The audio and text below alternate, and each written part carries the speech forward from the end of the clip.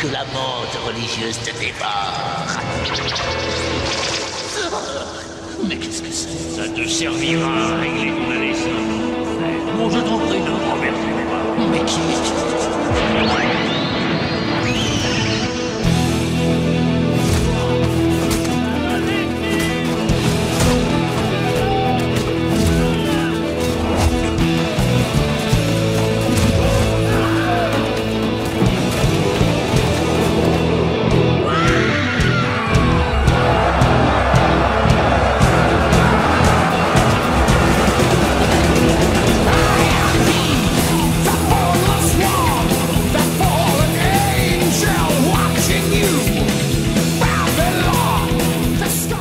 Salut les aventuriers et les héroïnes et bienvenue à un nouvel épisode du podcast dont vous êtes le héros, le podcast où nous discutons des livres-jeux. Et aujourd'hui, pour ce 93e épisode, on vous réserve, toute l'équipe a travaillé pendant des mois sur un livre-jeu qui est très important de la collection des défis fantastiques, qui est nul autre que la créature venue du chaos.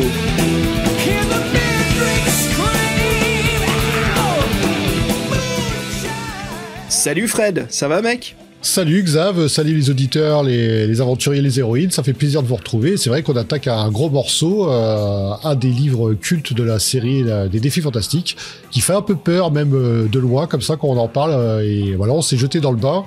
Et moi c'était ma première expérience avec ce livre, et c'est vrai que la créature venue du chaos, le titre déjà est étonnant, mais l'aventure est étonnante à plus d'un titre, et ça c'est bien sympa en tout cas.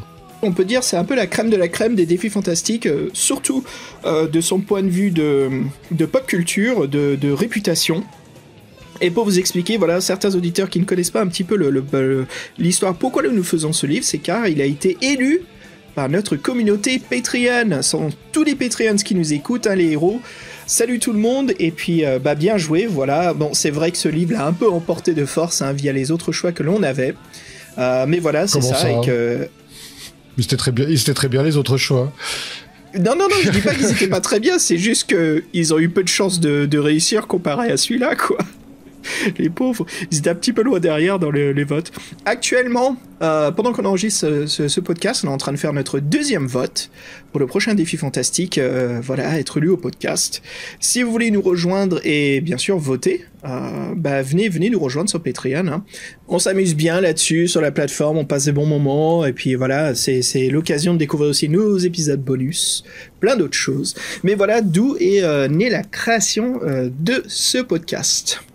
Fred, la créature venue du chaos, avant que l'on commence, je voulais te poser la question, parce que, à savoir un petit détail important, c'est que toi tu l'as lu donc en français, et je l'ai lu en anglais, moi, dans la version originale.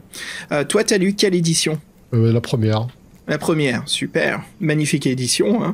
Moi, en anglais, j'ai eu beaucoup de mal à trouver une copie, donc je l'ai fait via l'application officielle de Fighting Fantasy sur ma tablette. Et c'était assez intéressant, il y a pas mal de choses à dire dessus. Et j'ai aussi fait le livre en 4e édition en français, quand j'ai fait une 3e relecture, pour voir un petit peu des différences. Donc j'ai lu un petit peu entre les lignes, vu que j'avais déjà lu le livre plusieurs fois.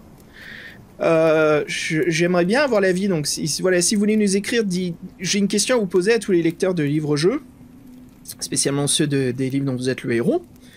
La 4e édition, je les trouve, je sais que ça sonne super nerd Fred, mais vachement confortable dans les mains à lire. Le papier est léger, la jaquette se plie facilement, la colonne vertébrale se plie pas en deux, ou c'est moche après qu'on range les livres dans la bibliothèque. La 4e édition était top. J'ai aussi la 5e, la toute dernière, mais je me suis dit je vais prendre la 4e juste parce que il fait un tiers la taille de la 5e édition, quoi, donc c'était un peu plus pratique à emmener un peu partout. Mais voilà, c'était très très chouette à lire. Mais pour commencer, nous avons du courrier des lecteurs. Wow, c'est parti.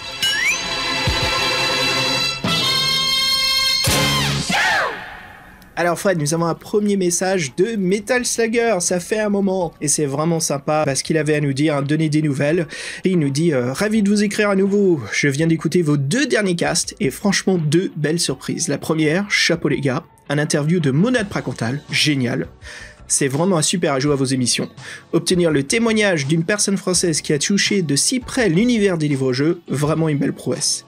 Et un bon interview mené par Fabien au top. J'ai particulièrement apprécié le fait qu'en fin d'interview, Mona demande avec beaucoup d'intérêt et d'interrogation « Comment se fait-il que des adultes s'intéressent toujours à cette littérature des années plus tard ?» Ah bah la réponse de Fabien était superbe. Non, mais c'était marrant. La question était marrante, sortie comme ça, mais c'est vrai que ça nous a marqué et que c'est vrai qu'on a un peu ce que les générations des premiers adultes enfants qui conservent leur jeu d'enfant, leur jeu d'adolescent. Profitons-en, nous vivons une époque bénie, donc oui, les loisirs qui nous ont marqués, les histoires qui nous ont marqués, ce qui nous a un peu construit intellectuellement, ça nous a marqué, et ces livres-là c'était de la bonne qualité, ce qui est bon, ça traverse le temps, tout simplement. Et c'est vrai que, du coup, elle a travaillé dessus, elle peut être fière de son travail. Mais la question était très sympa, et la réponse de Fabien, pleine de naturel, là, c'était vraiment sympa aussi. Ouais, ça m'étonne pas de Fabien. Moi, je voulais te parler d'un truc sympa qui va peut-être te faire marrer. Je sais pas si tu te souviens dans l'épisode 50, là, notre épisode un peu consacré un peu à notre regard en arrière. Sans la question venir. Ah non, pas du tout. C'est qu'on se marrait, qu'on disait c'est sympa. On a personne à remercier, parce qu'il y a personne de notre entourage qui nous écoute. Et voilà. Et donc je voulais t'annoncer que voilà, ça y est, je connais quelqu'un dans mon entourage qui nous écoute régulièrement. Alors je voulais les saluer. Ciao Palina, ciao Pierre. C'est un couple d'amis qui ont fait le pas, et je les remercie grandement de nous écouter, d'y prendre plaisir, parce que nous, ça nous fait extrêmement plaisir, et à moi, ça me fait un plaisir immense. Alors je vous salue, je vous fais des bisous, et puis merci. Et puis c'est marrant. Je me dis, on arrive bientôt au 100e, comme quoi la persévérance, ça paye au bout d'un moment. Mais non, mais c'est chouette. Salut Pierre, salut Palina. Bah ouais, merci de nous écouter. Moi, écoute Fred, désolé, j'ai pas de nouvelles. Tout le monde s'en fout, s'intéresse pas. On n'est pas encore arrivé au 100e, c'est pas perdu. Ça, même mes amis qui font Enfin, le problème, c'est que...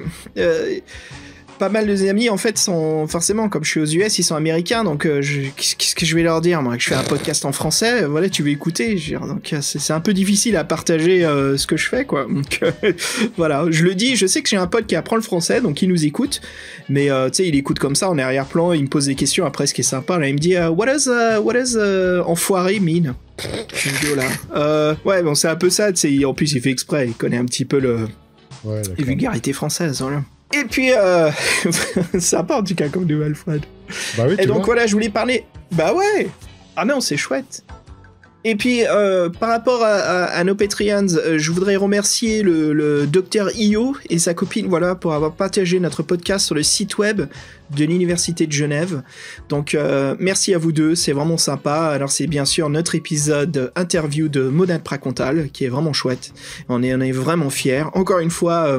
Fred, on fait un petit coucou à Fabien là qui nous écoute et super boulot. Fabien, il a tout pris en main, c'était génial. Magnifique, vraiment super. À la base, cette interview devait se faire sur Paris, mais c'était l'époque du Covid, c'était une galère pas possible, mais on est vraiment content d'avoir enfin pu le produire. Et dernière chose aussi, le docteur Io nous demande, justement, il a une question pour nous. Et je croyais que c'est ça que t'allais me parler, Fred, comme tu parlais des épisodes 50. Bah c'est vrai qu'on parlait du 100e, mais lui aussi, il a une interrogation sur le 100e. Bah ouais, il écoutait le 59 et il nous disait le 100e, c'est la couronne des rois. Ah, qu'est-ce que j'ai envie de dire? Oui, mais hélas, cette année, on a déjà fait notre planning et disons que c'est une année où il va se passer pas mal de choses dans le podcast, comme il y a eu quelques années, donc on va essayer de produire quand même toutes les émissions possibles, mais ça va être difficile la couronne des rois. Donc, hélas, non, on est désolé, hein, excuse-nous le Dr Yo, mais voilà, je pense qu'en tout cas, Fred, c'est sûr et certain que c'est prévu pour 2023. Ah oui, c'est vrai que pour le 100e, on y est pensé, mais ça sera pas comme ça, mais c'est pas grave. Parce que de toute façon, la programmation du podcast, elle change tout le temps, sauf cette année où on a tout planifié. Mais ça peut changer. Voilà, c'est tout ce que je dirais. Ça peut changer. Ça a déjà changé en plus depuis le début de l'année. Oui, ça a déjà changé. Il y a eu quelques modifs. Et voilà. Et en tout cas, pour cet épisode qui est très très important, hein, et surtout pour moi, j'adore cette série de sorcellerie et je suis content d'ailleurs qu'elle te plaît aussi, Fred. Hein. Donc voilà, je pense qu'on est devenus tous les deux fans, mais ça sera un double épisode, hein, comme d'habitude, les sorcelleries. Hein. Oui, donc je pense que ce serait pas mal d'entamer 2023 là-dessus, ça serait un bon signe. Allez, sans plus tarder, Fred, viens avec moi. On parcourt tous les deux le monde d'Alancia. On va traverser la tranchée des Trolltooth. Et puis, je te propose d'explorer l'univers de la créature venue du chaos.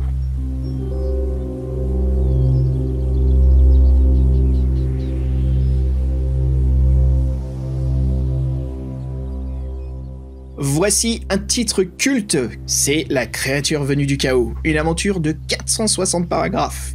Et son titre original est The Creature of Havoc. Alors, il est l'un des rares défis fantastiques à toujours être édité aujourd'hui, et il en est justement à sa 5e édition française. Fred, il est sorti en 1986 en Angleterre, et 3 années plus tard en France. Alors, avant de commencer notre dossier, comme d'habitude, on fait un petit back to the past, on va voyager en 86, et Fred, je crois que tu as sorti un film pour nous, là, pour nous rappeler cette année aux 2 cinémas. En fait, oui, c'est vrai, de 86, on a envie de retenir une seule chose, nous, l'équipe du podcast, amateur de série B voire Z, c'est Critters. Voilà, Critters, la réponse aux Gremlins. Ils sont plus petits, plus furibards, plus méchants. Ils sont censés être plus drôles, mais c'est pas forcément le cas. Et c'est vrai que les Critters, c'était des créatures dont on aimait avoir peur, et j'ai même vu qu'ils ont fait un reboot d'ailleurs, mais il faut dire qu'effectivement, moi j'ai rematé le premier il y a pas longtemps, et ça a quand même vachement mal vieilli, mais dans l'esprit ça avait tout compris, et donc voilà. Et donc c'est ça, les Critters, souvenez-vous, c'était ces petites boules de poils, les vilaines bébêtes affamées qui avaient toujours faim et qui veulent manger des petits humains. Elles ont des dents très pointues, elles sont sans pitié, mais il n'y a pas de chance en fait, parce qu'il y a les chasseurs de primes intergalactiques qui connaissent cette vermine et qui la pourchassent sans relâche. Ils vont tout faire pour les éliminer. Et c'est vrai que donc le premier film, donc en 86, par Stephen Herek, il y en a 3 autres qui suivront. Et vous voyez effectivement, donc si vous n'étiez pas au courant, il y a un reboot qui a été fait de la saga. Je crois qu'ils en ont fait 2, mais ça n'a pas l'air d'être une réussite. Je sais pas si tu les as vus, toi. Il y a plein de Critters, ouais. Le 1 et le 2, ah si, surtout, je crois que c'est le 3 qui avait Leonardo DiCaprio, c'était le 2 3, bref, mais je me souviens surtout le 3 c'est dans l'espace, non? le 2 est pas mal, je crois. Non, tu penses à Hellraiser 4 ou un truc comme ça.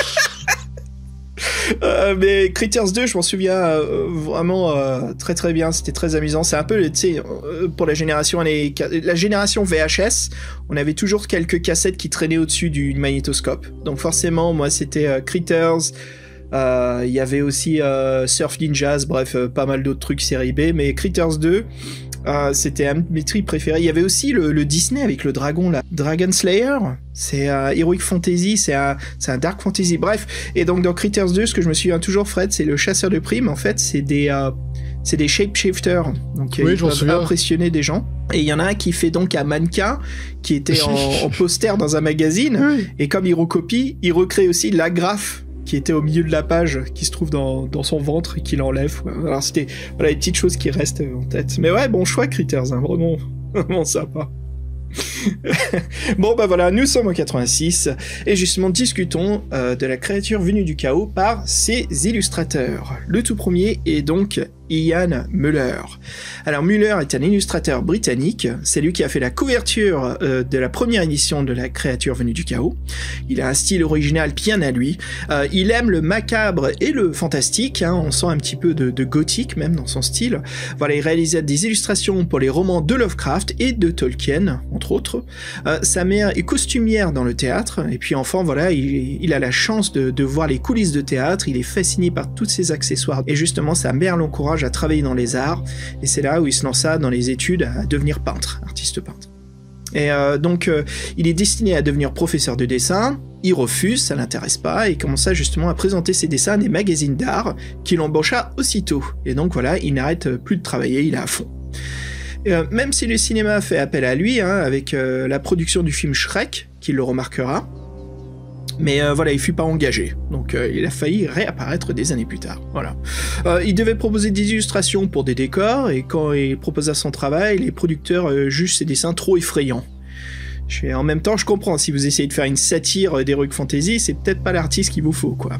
Donc aujourd'hui, Ian Muller a 75 ans, il en avait 40 quand il travailla pour la créature venue du chaos avec Stieg Jackson, qui dira, lui, que ses illustrations pour la couverture de ses livres l'ont toujours très impressionné. Ian Muller a fait également la couverture du Manoir de l'Enfer. Hein, des couvertures qui sont vraiment inoubliables. Le style se reconnaît en plus. Ouais, beaucoup, surtout... Je suis en train de regarder la couverture de la première édition. Il y a quelque chose que j'aime bien, c'est, je me souviens dans l'encadrement de la Manoir de l'Enfer, le cadrage justement était comme symbiotique, vivant. Et ici, quand on regarde la cape de Zorandan Mar, on a l'impression qu'elle vit aussi, qu'elle bouge, qu'elle est comme un mirage, tu sais, de bien loin. Il y a quelque chose de mystérieux, mystique. Donc ouais, les illustrations d'Ian Muller, j'ai trouvé top. Fred, on peut en profiter vite fait pour parler de cette couverture, parce que je dis ça parce que pour préparer ce podcast, en fait, j'ai lu aussi, Fred, The Trolltooth Wars. Donc le Trolltooth Wars, c'est le roman de Steve Jackson, ce n'est pas un livre-jeu, qui raconte un petit peu son histoire dans l'univers qu'il a créé à travers ses livres-jeux. Donc on trouve Zagor, Baldur's Dire, on retrouve en fait tous ces personnages de ces livres dont vous êtes le héros. Et en fait, il n'y a aucun moment où je vois Zaradan Mar faire de la nécromancie, même quand il y a des chapitres complètement dédiés à lui. Et il y a juste à la fin, quand il y a la grande bataille dans la gorge du Trolltooth, où il relâche des morts-vivants. Je me dis, ah, ça y est, enfin je vois des morts-vivants, Fred. Ok, bon, il y a peut-être un indice que c'en est un. Mais voilà, c'était un petit détail qui me faisait sourire. N'empêche que ce Zaradan, il est assez flippant sur cette couve, hein. Bah oui, on voit bien qu'il est âgé, ce monsieur. Il a pas le teint des beaux jours. Il a le teint vert mystique, j'ai envie de dire. Je sais pas pourquoi. Vert orc, on dirait un orc presque. Oui, il a des dents, on dirait un orc nécromancien, donc ça fait un peu peur. Oui, tu dirais, t'as raison. Sa tenue, elle a l'air un peu évanescente. Il est accompagné de petits familiers qui font très Jérôme Bosch. Et donc il est assis à son bureau d'érudition avec ses livres, ses bagues, ses mains crochues. Il nous regarde droit dans les yeux et il semble déjà vouloir nous posséder ou nous jauger, nous juger. Et donc tout dans une espèce de bibliothèque un peu angoissante dans la pénombre où dans les zones obscures du plafond d'autres créatures maléfiques et étranges semblent rôder. Donc ça match complètement parce que voilà, quand l'antagoniste est présenté, est mis en valeur et que dans l'aventure il est mis en valeur aussi, bah la couverture fonctionne. Et moi je suis étonné parce que j'ai presque l'impression que le mec on en reparle toujours d'eux là, c'est pas fait exprès, mais moi ça m'a fait très penser aux couvertures qu'il pouvait avoir à l'intérieur du jeu de rôle du premier Warhammer, quoi. C'était des styles de dessin qui étaient pas en couleur, mais je trouve qu'il a ce trait anglais, ouais, qui est un peu de l'époque de l'Heroic Fantasy et que moi j'apprécie beaucoup, qui me ramène beaucoup dans le passé, dans la nostalgie, donc c'est super, quoi. Ouais, c'est les illustrations noir et blanc qu'on voyait aussi dans White Dwarf. C'était un peu tout ce style emblématique qui représentait vraiment bien le British Warhammer, hein, j'ai envie de dire. Oui, quand je vois le soleil là dans la gueule du petit oiseau là, pour moi c'est un sorte de babouin. Oui, bah oui, j'allais en parler, Fred, mais ouais, c'est ce petit singe. Ah ouais, t'as raison, le logo il est coupé, il le coupe, ouais, c'est pas des ailes, c'est ses bras, ouais. Oui, c'est un babouin, t'as raison. Qui est en train d'avaler un soleil qui a l'air vraiment monotone, genre ok, je me fais bouffer, ben c'est comme ça. Mais je me demande, est-ce que ça ne serait pas des marangas? Bah oui, ça doit être ça. Bah oui, tout ce qu'il a créé. Alors oui, pour ceux qui découvrent la créature venue du chaos en même temps que ce podcast, hein, Fred, voilà, une maranga, qu'est-ce que c'est? Dans l'univers de Steve Jackson ici, les marangas, ce sont des créatures créées par la magie noire. Voilà, c'est des assemblages de plusieurs monstres, d'êtres humains. C'est un peu des chimères, voilà, qui sont donc souvent transformés en esclaves à celui qui les a créés. Et donc voilà, si vous aimez le travail d'Ian Muller, voilà, il y a un énorme livre qui regroupe l'ensemble de ses œuvres et qui est sorti il y a un petit moment, qui s'appelle The Art of Ian Muller, voilà, qui est aux éditions Titan Books. Voilà, si vous voulez faire du shopping, profitez-en et on vous souhaite bonne exploration dans son univers. Fred, est-ce que tu peux me parler de la couverture de la 5e édition et de son artiste ? Oui, c'est récurrent, la 5e édition, nouvelle couverture. Là, c'est les 3 sœurs de Drill, les sorcières qui nous révèlent notre destin dans l'aventure. Elles sont représentées de façon un peu style cartoon pour la jeunesse, j'ai envie de dire. On voit qu'elles sont maléfiques, mais elles sont rachitiques, pas rachitiques, mais elles sont parcheminées et elles sont ricanantes. Mais moi, il y a un côté cartoon dedans qui me fait pas peur, tandis que l'autre personnage m'inspire au moins une certaine méfiance.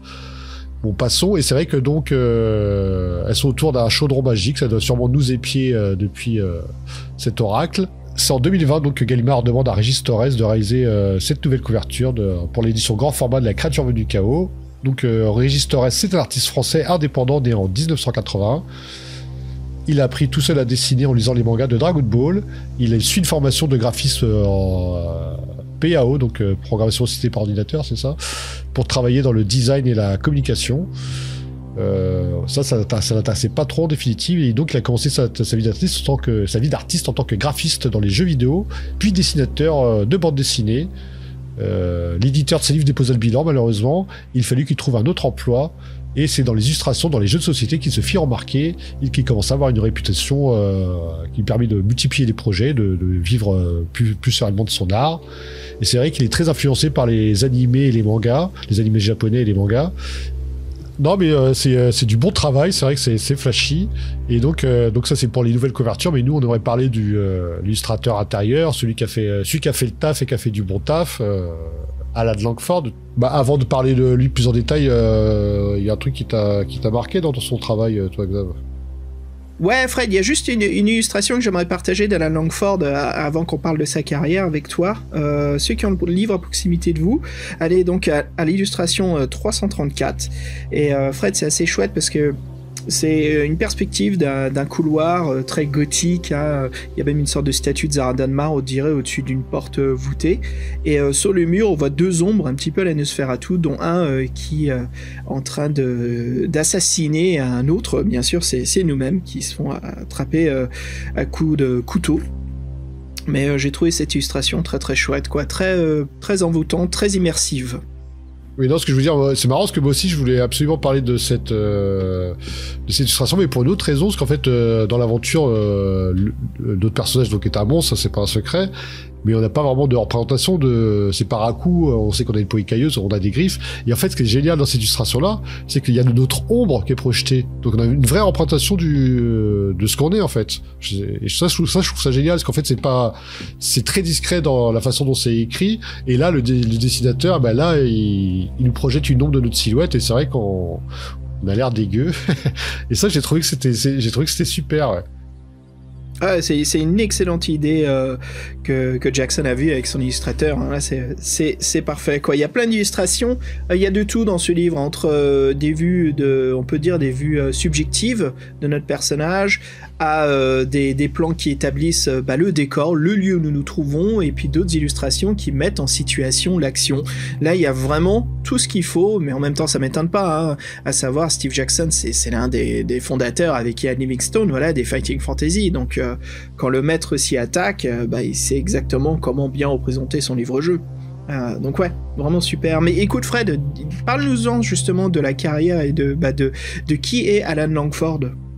C'est vrai que moi j'étais impressionné par la qualité de ses dessins, et on se dit pourquoi on l'a pas retrouvé plus dans d'autres héros, c'est que tout simplement donc c'est il était trop connu. Bon bref, donc Alan Langford qui c'est, donc c'est un artiste illustrateur anglais. Donc lui sa spécialité c'est et sa particularité même, c'est qu'il est spécialiste dans la peinture des chevaux. Il est tellement passionné que qu'il ne voyait pas se faire un autre métier. Donc il a dit moi je dessinerai des chevaux, c'est comme ça, basta, c'est terminé, puis il y a plus de débat. Depuis 1979, c'est un touche-à-tout. Il a aussi bien fait de la bande dessinée, des illustrations pour des livres ou pour des jeux, dans des domaines bien différents, aussi bien pour les encyclopédies que pour les livres d'histoire ou dans le fantastique. Et donc dans les années 80, il travaille même pour la BBC, où il devait expliquer ses techniques pour apprendre à dessiner. Donc c'était vraiment une référence. Et c'est vrai que c'est un spécialiste de l'aquarelle. Et pour les dessins intérieurs qui nous intéressent, donc ça sera de l'encre de Chine et le stylo. Et il dira que bien des années plus tard, que son travail pour la créature venue du chaos, il y a une illustration qui l'a marqué, c'est la première, c'est le nain terrorisé, entouré de des trois rats, et celle-ci, il s'en souvenait de toute sa production pour ce livre, et c'est vrai que moi c'était une agréable surprise, parce que là, couverture qui match, dessin intérieur de toute beauté, vraiment sympa, histoire qui se tire la route, là, on sait qu'on a un bon bouquin, quoi. Et j'ai vraiment une sélection, mais des trois grands livres des défis fantastiques, et bien sûr la créature venue du chaos en fait partie. Fred, avant qu'on parle de l'auteur, hein, bien sûr du master Steve Jackson, est-ce que tu as découvert ce livre avec le podcast, ou tu l'avais déjà lu auparavant? Ah non, j'ai découvert avec le podcast. Ok, cool. Moi, je l'ai lu il y a très longtemps, mais je l'ai jamais réussi. Frustration éternelle au collège. D'ailleurs, c'est un livre qui tournait de la bibliothèque du CDI, c'est ça? Et donc, on n'arrivait pas. Puis, je crois qu'il y en a un qui a réussi, qui passait l'anti-sèche, et on a tous un petit peu accéléré comme ça. Même avec l'anti-sèche, je l'ai jamais fini, parce que forcément, ça enlève un peu Ça enlève cette sensation de réussir soi-même, ça enlève en fait tout le plaisir de lire le jeu, mais bon, c'était sympa comme époque. Donc là, ouais, je l'ai relis encore une fois, mais je t'admets que, à part certaines illustrations, je me souvenais juste des choses clés comme les textes à code. Hein. Et voilà, donc c'est juste pour un petit peu savoir comment on approche ce livre tous les deux. Mais ouais, l'auteur, Steve Jackson. Alors, pour les nouveaux qui ne connaissent pas Steve Jackson, alors c'est un Anglais de 70 ans, voilà, il a confondé avec son ami Ian Livingstone le Games Workshop, les Fighting Fantasy, bref, énormément de choses aujourd'hui qu'on le voit toujours dans notre pop culture, surtout les Games Workshop avec Henry Cavill qui souffre de plus en plus, comme quoi c'est un joueur de Warhammer 40 000. Disons que Fred, je crois qu'on arrive dans l'époque où le Games Workshop devient mainstream. Ah bah oui, nous c'était, on se fout un peu de notre gueule à l'époque, comme le jeu de rôle, mais maintenant c'est devenu mainstream et c'est dans toutes les grandes surfaces presque. Non mais je veux dire, tu t'en trouves partout. Bah c'est un peu comme tout, les comics, on se fout de notre gueule, Wildcats, on se fout de notre gueule, maintenant c'est putain mec, tu connais les Wildcats? C'est un comics de ouf de Jim Lee quoi. Bref, alors revenons sur Steve Jackson, voilà, alors, il a 36 ans quand il a écrit La créature venue du chaos. Alors les livres lui a pris 5 mois pour l'écrire, j'ai envie de dire fucking chapeau mec, mais comment tu fais pour écrire autant de pages en 5 mois? C'est incroyable. Le mec Steve Jackson, c'est comme un Stephen King quoi, ils produisent, mais c'est incroyable quoi, leur rapidité d'écriture. Enfin, je suis bluffé moi par ça. Alors, il y a une longue section d'introduction avant de commencer l'aventure. Hein. C'est la plus longue en fait de tous les défis fantastiques. Alors c'est un prologue qui nous raconte, Steve Jackson nous écrit, qui nous raconte un petit peu ce qui va se passer dans l'histoire. Alors, au début du projet, Steve Jackson réfléchissait beaucoup, hein, il voulait faire quelque chose de clairement différent de ses précédentes œuvres, et c'est là qu'il y a eu l'idée que le lecteur serait un monstre au lieu d'être un héros au cœur pur. Alors c'est une nouveauté, en effet, hein, personne ne l'avait fait auparavant, on jouait toujours les good guys, et pour une fois on joue l'antagoniste. Alors c'est le premier livre justement qu'il écrira sur ordinateur, par traitement de texte. Avant, Steve ne trouvait pas les ordinateurs fiables et donc il écrivait sur machine à écrire ou sur texte éditeur. Donc voilà, le premier book est écrit sur, je sais pas à l'époque si c'est A23 Lotus ou Word, bref. Voilà, donc dans le courrier qu'il recevait, voilà, Steve Jackson il voyait qu'il avait beaucoup de lecteurs qui lui disaient qu'ils aimaient la difficulté. À mon avis, c'était les fans du Ian Livingstone qui sont venus lui pourrir sa boîte aux lettres. Alors qu'est-ce qu'il fait Steve? Il est cool quoi, il les écoute et puis il rendit l'aventure, il écrit une aventure qui pour lui est sa plus difficile. Fuck, pour nous qui aimons un peu les difficultés croissantes. Une autre chose que Steve change dans ce livre, non seulement la difficulté, mais aussi le nombre de paragraphes, à savoir classique, hein, les défis fantastiques, sauf pour certains, sont toujours à 400 paragraphes, mais là, voilà, il y en a donc 460, voilà. Il voulait également parler des Hobbits, ça faisait longtemps qu'il pensait, dès ses premiers livres, en causer, mais il n'osa jamais, il avait peur qu'il y avait des problèmes de droit d'auteur, hein, Donjons et Dragons avec les Halflings, par exemple, c'est comme ça qu'ils ont esquivé Hobbit. Donc il fit des recherches, et finalement, il vit que c'était libre de droit. Tant pis pour Donjons et Dragons. Donc les Hobbits est déjà référencé dans la littérature médiévale. Et voilà, donc la créature eut rapidement un grand succès et devient même un classique des défis fantastiques très très tôt. Et puis bien des années plus tard, c'est l'éditeur Tin Man Games, spécialisé dans l'adaptation des livres-jeux sur portable et ordinateur, donc de réadapter les œuvres au numérique, qui donc vont faire La créature venue du chaos pour une sortie en anglais évidemment. Steve Jackson aura beau adorer la couverture originale de ce livre, il ne s'oppose pas du tout au nouveau look des nouvelles éditions, des éditeurs anglais. Il y a, en passant à nous, l'édition française qu'on a, hein, la deuxième édition où on voit justement notre personnage sur la couverture, Fred, ce grand yeti blanc, monstre, homme singe, à la créature scolastique où c'est tout purple, absolument violet, avec une bulle où on voit Zaradan Mar dedans avec une expression de haine prêt à nous attaquer. Et via toutes ces éditions, bien sûr, il y a une histoire, c'est que ce livre reste un peu le chouchou des lecteurs des défis fantastiques. Et justement, on voit énormément de pop culture qui vient de ce livre en tant que des figurines de Fighting Fantasy de collection. Des figurines comme le Dévoreur, d'ailleurs je me trompe Fred, la deuxième édition, c'est pas nous, c'est le Dévoreur qui est sur la couverture. Et bien sûr, le nécromancien Zaradan Mar. Et Fred, pour finir, il y a aussi une version audiobook, ou plutôt radiodrama, de la créature venue du chaos, avec toute une panoplie d'acteurs, un scénario, une mise en scène, que vous pouvez trouver sur Audible, mais voilà aussi en physique, sur un site web, je crois qu'on le trouve en vente sur Fighting Fantasy. C'est une adaptation de l'auteur anglais David Smith. Voilà, il a déjà fait 5 titres et en gros, j'en avais déjà parlé auparavant dans les précédents épisodes, Fred, mais voilà, en fait, c'est une histoire qui regroupe un petit peu où on suit Vale Moonwing, donc c'est une elfe, si je me trompe pas sur son nom, qui voyage à travers les plus grands livres, mais qui arrive soit avant ou après nous, le héros qui joue à travers ces histoires. Donc voilà, on peut arriver en même temps qu'elle dans le labyrinthe de la mort, et puis voilà, après il y a sa rencontre avec Nicodemus, et puis bien sûr avec Zara Danmar, toutes ces histoires-là. Vraiment sympa, voilà. Si vous êtes bilingue, vous y intéressez, au podcast, on vous les conseille vivement. Et puis pour finir sur tout cela, Fred, et si tu nous parlais de notre traducteur? Oui, parce que vous savez, les auditeurs, que ça nous tient à cœur maintenant, les traducteurs, c'est vrai que c'est important, et donc celui qui s'est collé pour la créature du chaos, venue du chaos, c'est Noël Chasserio. Et là, comme souvent, malheureusement, avec les traducteurs, on a peu d'infos. Un traducteur de l'ombre, comme dit Fabien, dont on ne sait pas grand-chose. Il a beaucoup travaillé pour les éditions Gallimard, essentiellement dans les romans policiers de leur fameuse série noire. Mais pour les livres dont vous êtes le héros, on a quand même traduit 35, notamment la série Sherlock Holmes. Et c'est vrai que 35 livres dont vous êtes le héros, et on a peu d'infos, c'est que la personne est vraiment très discrète. Donc maintenant, on va passer directement au vif du sujet, et, dans l'aventure, et peut-être se faire un petit synopsis pour ceux qui ne connaîtraient pas ce monument des défis fantastiques. Ouais, écoute Fred, prends ta torche et je te propose qu'on se lance à travers le fameux donjon souterrain de Zara Danmar.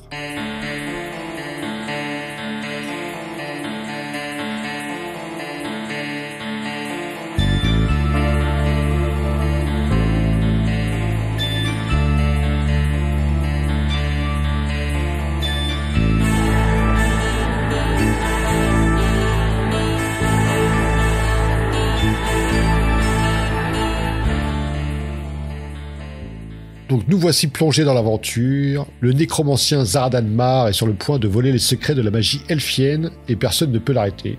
Peut-être vous, la créature de Havok, la créature venue du chaos, une bête monstrueuse avec un goût pour le combat, gouvernée uniquement par ses instincts, la faim et la rage. Nous n'avons aucune connaissance de notre passé et de notre destinée. Une terrible aventure nous attend dans ce parcours peuplé de créatures des plus étranges.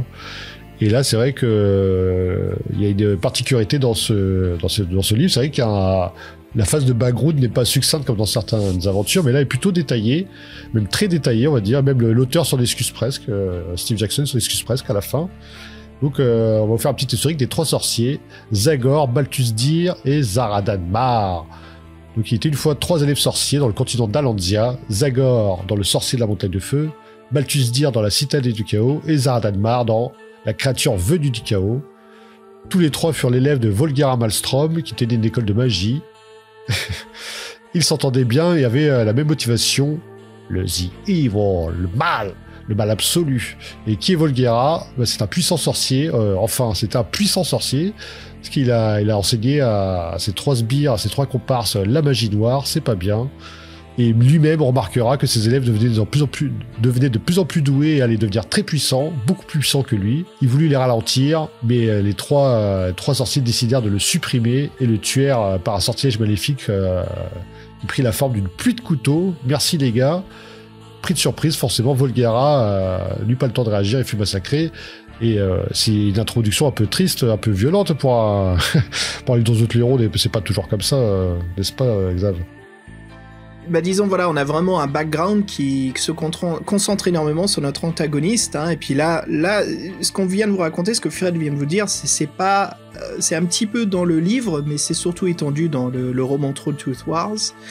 Mais voilà, disons qu'en gros, il y a un énorme background, il y a un monde très très riche qui suit ces 3 volumes, donc Sorcier de la montagne de feu, Citadelle du chaos, et puis la créature venue du chaos. Ces 3 sorciers sont vraiment très intéressants. Et Fred, un petit truc sympa pour compléter un petit peu sur ce background. Voilà, le nom original voilà, de Volguera, ce mage, était Darkstorm, et à sa mort, justement, son école fut laissée à l'abandon. Et la légende dit que les 3 sorciers la détruisèrent complètement, voilà, ils deviennent les 3 démoniaques. Heureux d'avoir éliminé leur maître, voilà, ils se séparèrent et chacun conquérirent donc une plaine, un lieu du monde d'Alancia. Alors Zagor prend possession justement de la montagne de feu, Balthus Dire, je sais que tu dis dire, moi je dis Dire. Oui, t'as raison. Oui. C'est comme Chulu, Cthulhu, je sais pas. Voilà, donc Balthus, il allait à la citadelle du Pic de la Roche, qui avait appartenu à son grand-père, puis son père. Quant à Zaradan Mar, voilà, il se dirigea vers les mines. Donc chacun spécialisé. Donc dans le background, Fred, si je peux ajouter un petit peu plus, c'est à savoir que parmi ces 3 sorciers, même si tous les 3 étaient d'accord de tuer leur maître pour prendre puissance, cela ne faisait pas d'eux des amis. Hein. Ils étaient justement, il y avait une feud sur le passage de Trolltooth. Donc Trolltooth, en fait, c'est un petit peu comme c'est un passage qui communique entre 2 régions importantes de la Lancia. C'est un peu comme la passe, hein, ce fameux passage que les Spartiates gardèrent contre l'armée perse. Voilà, c'est un atout essentiel au voyage de caravane. Et Balthus Dire et justement Zaradan, ils se battaient, il y a une grande guerre là-dessus, et Zagor justement se tenait un petit peu éloigné, il n'avait pas autant besoin de ce passage de terre, mais c'était aussi parce que Balthus Dire et Zaradan voulaient agrandir encore plus leur pouvoir avec ce qu'on appelle donc du Kennelwort. C'était donc une épice, une poudre qui permettait de voyager à travers une autre dimension et donc d'acquérir des monstres ou des forces maléfiques qui pouvaient donc amplifier leur armée sur Terre. Donc voilà, donc pendant que ces deux-là était en bataille pour ces vives-là, bah, disons que Zagor travaillait de son côté, faisait ses propres plans pour justement conquérir le monde à sa façon. Donc bref, beaucoup de choses, mais dans ce livre, justement, on va se concentrer sur Zaradan Mar et surtout sur son donjon et le village qui est alentour, vous allez voir. Mec, écoute, franchement, sacré background, pas mal de choses à dire sur ce livre dont vous êtes le héros. Avant cela, je te propose une pause musicale, Fred, et pour se mettre dans le bain du dungeon crawling. Ça va pas vraiment être une pause, c'est plutôt une stimulation qui va vous stimuler pour le début de l'aventure, parce que d'abord, t'as choisi du lourd, du nostalgique, j'aurais dire du gothique, mais dans le bon sens du terme. Absolument, ouais. Bah, je te propose un morceau des jeux Castlevania et qui s'intitule Iron Blue Intention. Allez, on vous dit à toutes.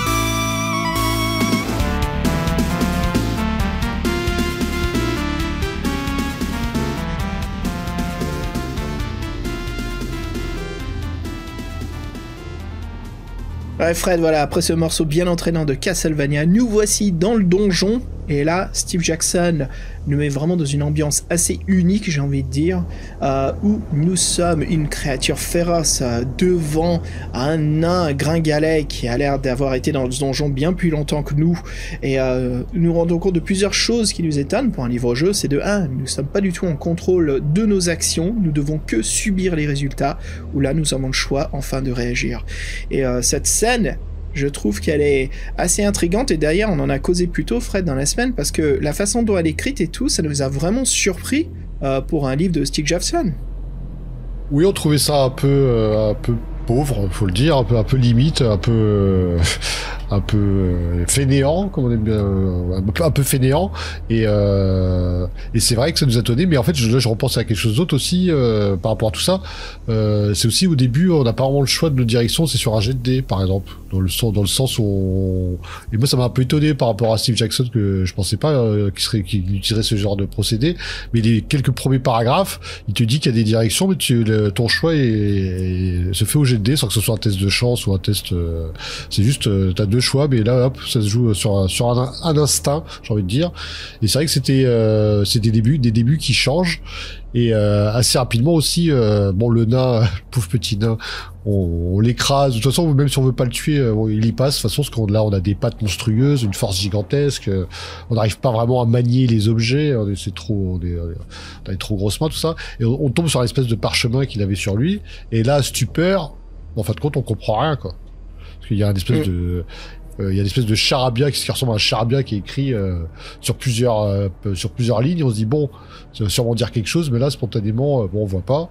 Et c'est vrai qu'en fait, là, il y a toute une mise en scène par rapport au fait qu'on soit une créature, une bête, et qu'on n'ait pas les capacités totales d'un humain. Et ça, c'est vrai que il en fait une mise en scène par différents moyens. Par l'écriture où les sens sont peu développés et le cerveau peu développé, donc ce qu'on voit c'est très sommaire en fait. Et c'est vrai qu'en fin de compte c'est un peu, comme tu disais toi hors antenne, un peu un coup de génie, parce que c'est vraiment accompagner et faire évoluer son personnage en même temps que le lecteur, et ça c'est vrai que c'est bien vu. Les directions aléatoires c'est bien vu, le fait que tout de suite on se rend compte que quand on veut faire quelque chose, bah mince, le nain on veut l'aider, bah non, il a tellement peur qu'il nous plante avec son petit canif, et donc bah voilà, au bout d'un moment on est obligé de réagir. Donc tout ça, ouais, c'est marrant, et c'est vrai que c'est une nouveauté dans ce livre, où pour le reste, les caractéristiques, tout ça, les règles, c'est exactement les mêmes que pour tous les autres, et voilà, ouais. Ouais, c'est bien dit, et c'est ça, comme on en parlait tous les deux, j'avais vraiment trouvé ça un coup de génie, quoi. C'est pour revenir là-dessus, Fred, c'est que voilà, c'est subjectif, hein, il nous dit bien ce que nous on verrait, ce qui se passe, et donc on évolue avec les phrases de Jackson, et au fur et à mesure, on se rend compte que notre personnage, bien sûr, on va comprendre un peu plus nos objectifs, ce qu'il faut faire. Bon, il y a énormément de choses à causer dans ce livre, hein. Je pense qu'on va faire ça, qu'on va parler des moments clés, là, comme on fait d'habitude, les moments qui nous portent. Mais d'ailleurs, Fred, tiens, je voulais juste dire, quand j'ai commencé cette aventure, je l'ai relu, franchement, le livre a une difficulté accrue, hein. Et vraiment, il y a des puzzles qui sont très difficiles à résoudre, hein, si on trouve pas le paragraphe. On est vraiment comme si Ian Livingstone était juste derrière Jackson en train de le guider pour faire un One True Path. Donc, pour ceux qui sont novices au livre-jeu, voilà, c'est de faire vraiment un livre-jeu où il faut passer par certains endroits clés pour réussir l'aventure. Ça veut dire que si vous les ratez, il faut recommencer à zéro. Et c'est tout le contraire, un peu de ce qu'avait fait Steve Jackson auparavant dans ses autres livres. Il y avait quand même une possibilité de rater des objets magiques ou des choses, mais là, on retrouve un peu ce One True Path très très difficile. Mais finalement, la difficulté du livre paye à la fin. J'étais frustré pour raconter, il y a un passage qui m'avait étonné, mais à force de relire le livre à chaque fois pour trouver ces moments clés, c'était la première fois, c'était la chambre où il y a des hobbits. Des hobbits, en fait, des chasseurs de trésors, qui se baladent dans le donjon de Zaradanmar. Et nous, on les voit, et on se lèche les babines, et on se dit, des petits hobbits, on va se les bouffer. Et on peut se les bouffer pour récupérer, voilà, des points de vie. Donc c'est assez rigolo, et puis il y a une superbe illustration, justement, de ces trois hobbits. On sent même que Steve Jackson s'amuse à bouffer les personnages de Tolkien, parce qu'au bout d'un moment on se rend compte qu'il y a un groupe d'aventuriers avec un nain, avec un elfe, avec un hobbit. J'ai dit mais c'est quoi, c'est la communauté de l'anneau là qu'on est en train de bouffer, merde. Donc ouais, il y avait ce moment amusant Mais c'est devenu de la frustration parce que bien sûr, j'ai pas trouvé, on en viendra, mais Annicus, et dans le background d'Annicus, c'est un mage qui avait besoin à Zaradan pour trouver pas mal de choses secrètes, surtout ce qu'il voulait avant tout, c'était voilà l'étang arc-en-ciel, mais voilà Annicus qui nous donne donc la vapeur des langues et on se rend compte finalement qu'il y a des messages codés, que les espaces dans ces phrases, justement Fred, on comprend rien du tout. En fait, ça veut rien dire quoi. Les espaces, c'est des. Moi, il nous révèle le code en fait du charabia dont on parlait au départ. Donc, en fait, chaque voyelle est remplacée par la lettre suivante dans l'alphabet. A devient B, E devient F, I devient J, O devient P, U, V, Y, Z. Bref, sachant que dans le texte, vous voyez qu'en fait, dès qu'il y a une voyelle, en fait, c'est un espace. Donc toutes les voyelles dans le texte, en fait, c'est des séparations. Et que les séparations dans le texte originel, en fait, ont ni queue ni tête et qu'il n'y a pas forcément de séparation à ce moment-là. Donc voilà, c'est 3 clés qui permettent de déchiffrer. Et c'est vrai que au bout d'un certain moment, on les a bien en tête et quand on habitue, en fait, le texte, on arrive à le lire d'une traite pratiquement. Mais au début, ou quand on est un peu fatigué, ou des fois on a perdu le fil, c'est un peu galère. Et ces fameuses voyelles, au bas, vous disent, là, au fin, là, il y a une séparation, donc je peux repartir. Non, c'était très sympa et moi je me suis même amusé à garder les textes que je m'étais embêté entre guillemets à traduire.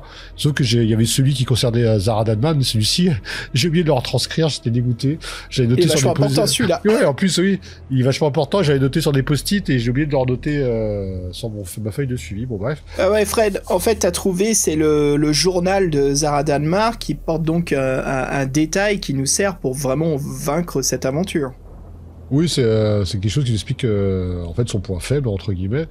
Donc c'est une notion importante et c'est vrai que en plus là je crois que c'est le plus gros chapitre qui est en charabia, j'ai envie d'appeler ça, et donc à traduire ça m'a un peu plus de temps et je suis bien écouté. En plus je me suis dit j'ai dû faire une erreur parce que moi à un moment j'étais bloqué, mon chiffre correspondait pas et j'ai dû revenir vers toi, donc bref, et donc je suis un peu frustré de pas avoir pu conserver ces post-it. Mais donc pour revenir tout au début il y a ce charabia qu'on comprend pas et en plus ce personnage moi je l'ai pas rencontré tout de suite.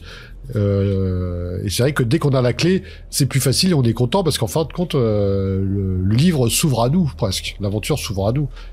Absolument. On voit le livre sous un autre œil, quoi. Et c'est ça que j'ai eu. Il y a 2 moments clés que j'ai vraiment eu ce ressenti de complétionniste, de vraiment d'aboutir à un nouveau niveau, d'avoir gagné un level, façon de parler jeu.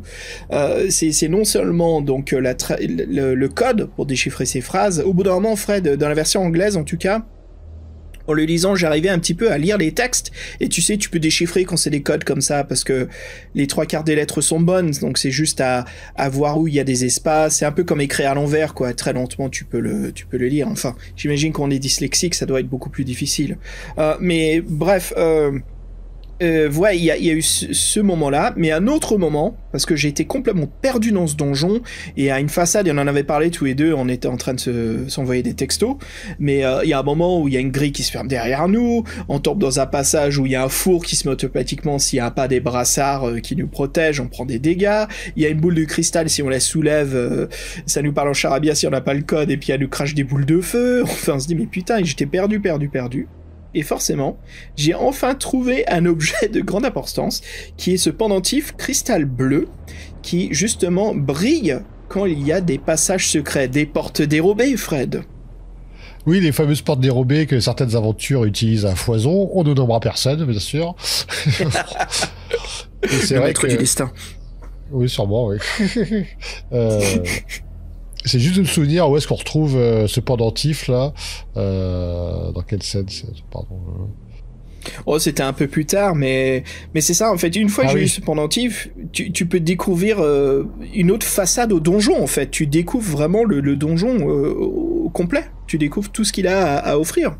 En fait, oui, les passages dérobés, faut les connaître. En fait, c'est vrai. En fait, on récupère tous ces objets un peu importants sur des groupes d'aventuriers qu'on extermine. Des fois, c'est 2 gros bras avec une femme et un voleur. Là, c'est sur eux qu'on récupère ce pendentif. Des fois, c'est des magiciens, un barbare et un alphelin ou un hobbit même, je dirais, plutôt qu'alphelin. Donc, c'est sympa, ouais. Donc, en fait.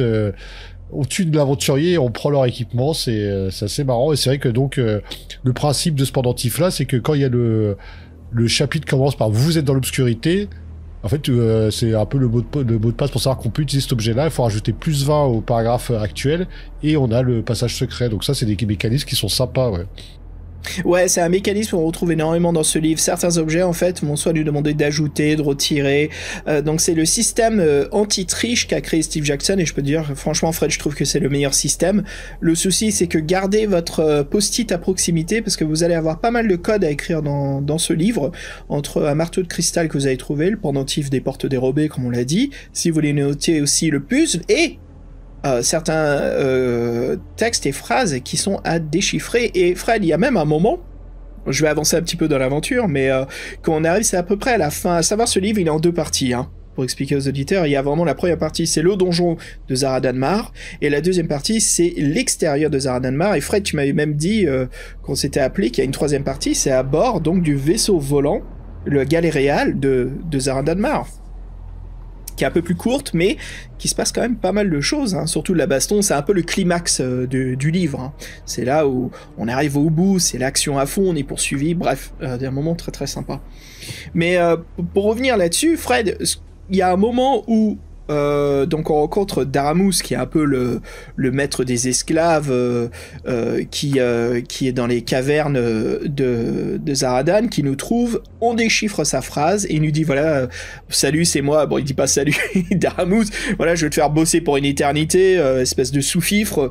Si vous avez compris le message de Daramous, rendez-vous au 90. Mais Fred, à savoir, il faut pas se rendre à 90. Non seulement ce déchiffrage, il faut ajouter un autre déchiffrage, ou enfin un autre code à ce code, car Daramous est esquivable, et si on a donc une fameuse bague de protection qu'on casse contre un mur, et voilà, ça nous permet de nous enfuir du donjon. Mais j'ai trouvé ça sympa, où il y a un code dans un code, et je me suis dit, mec, mais c'est quoi, comment il s'appelle ce film là maintenant, c'est plus du tout à la mode de faire cette blague, mais c'est Inception, quoi. C'est le code dans le code dans le code dans le code.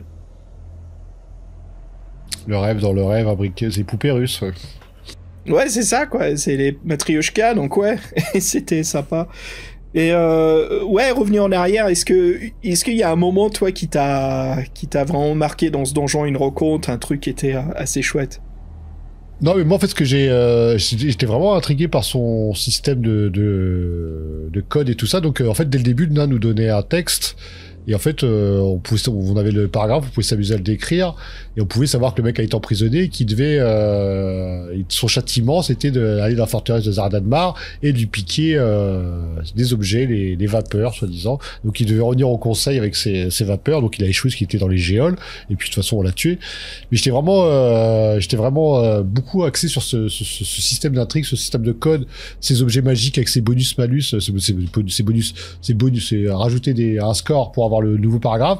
Et en fait, moi, il y a une rencontre qu'on va rentrer plus en détail, dont on a déjà parlé, c'est celle avec l'ancien sorcier, donc un vieillard qui est enchaîné autour de 2 orques, qui est donc Anum. Et en fait, c'est lui, il est aveugle, et en fait, il nous parle. Et il nous parle, mais en charabia. Donc là, il faut faire l'effort de le comprendre. Et souvent, avec les personnages, si vous avez la notion du langage, il y a une phrase qui vous dit si vous comprenez ce qu'il dit, allez à tel paragraphe. Et donc c'est là où dans le cas présent, c'était le 200. Et donc en fait, on apprend son histoire, que c'était le gardien de la forteresse. Et c'est lui qui nous met en fait sur la trace de Daramous, et qui nous donne même le trajet. Et c'est vraiment, il nous dit texto en fait ce qu'il faut faire dans les paragraphes suivants, toujours aller à l'est pour trouver le jacasseur, et ensuite aller au nord. Et cette rencontre-là nous apporte beaucoup. Et je trouve qu'elle était assez bien en scène, que quand on décrypte son propos, le mec est tout simplement envie de mourir. Il est tellement désabusé. En gros, il dit tuez-moi ou partez, mais arrêtez de me tourmenter, et arrêtez de ne pas me parler, parce que c'est vrai que tous les personnages nous diront mais donc t'es pas très loquace ou tu parles pas, pour cause. On peut pas parler, on émet que des grognements. Donc ça, c'est un truc, c'est un peu le running joke qui m'a fait plaisir, quoi, je trouvais ce truc-là. Et ce personnage-là, ouais.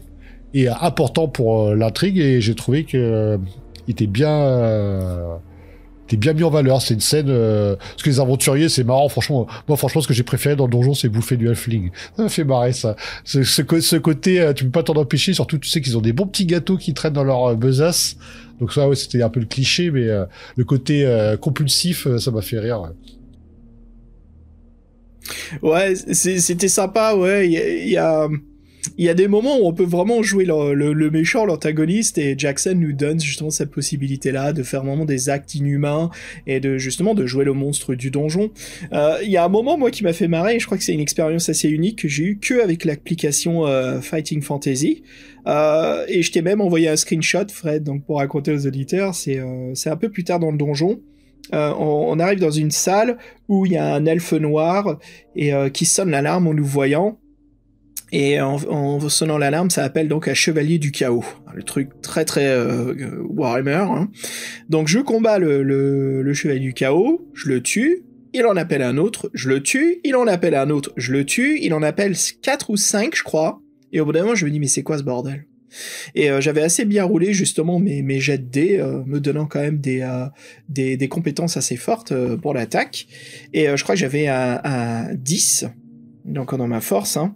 Et au bout d'un moment, je me dis, mais putain, mais pourquoi j'en suis au 5e ? Et donc au 6e, Steve me dit, bah là, vous êtes fatigué, vous en pouvez plus.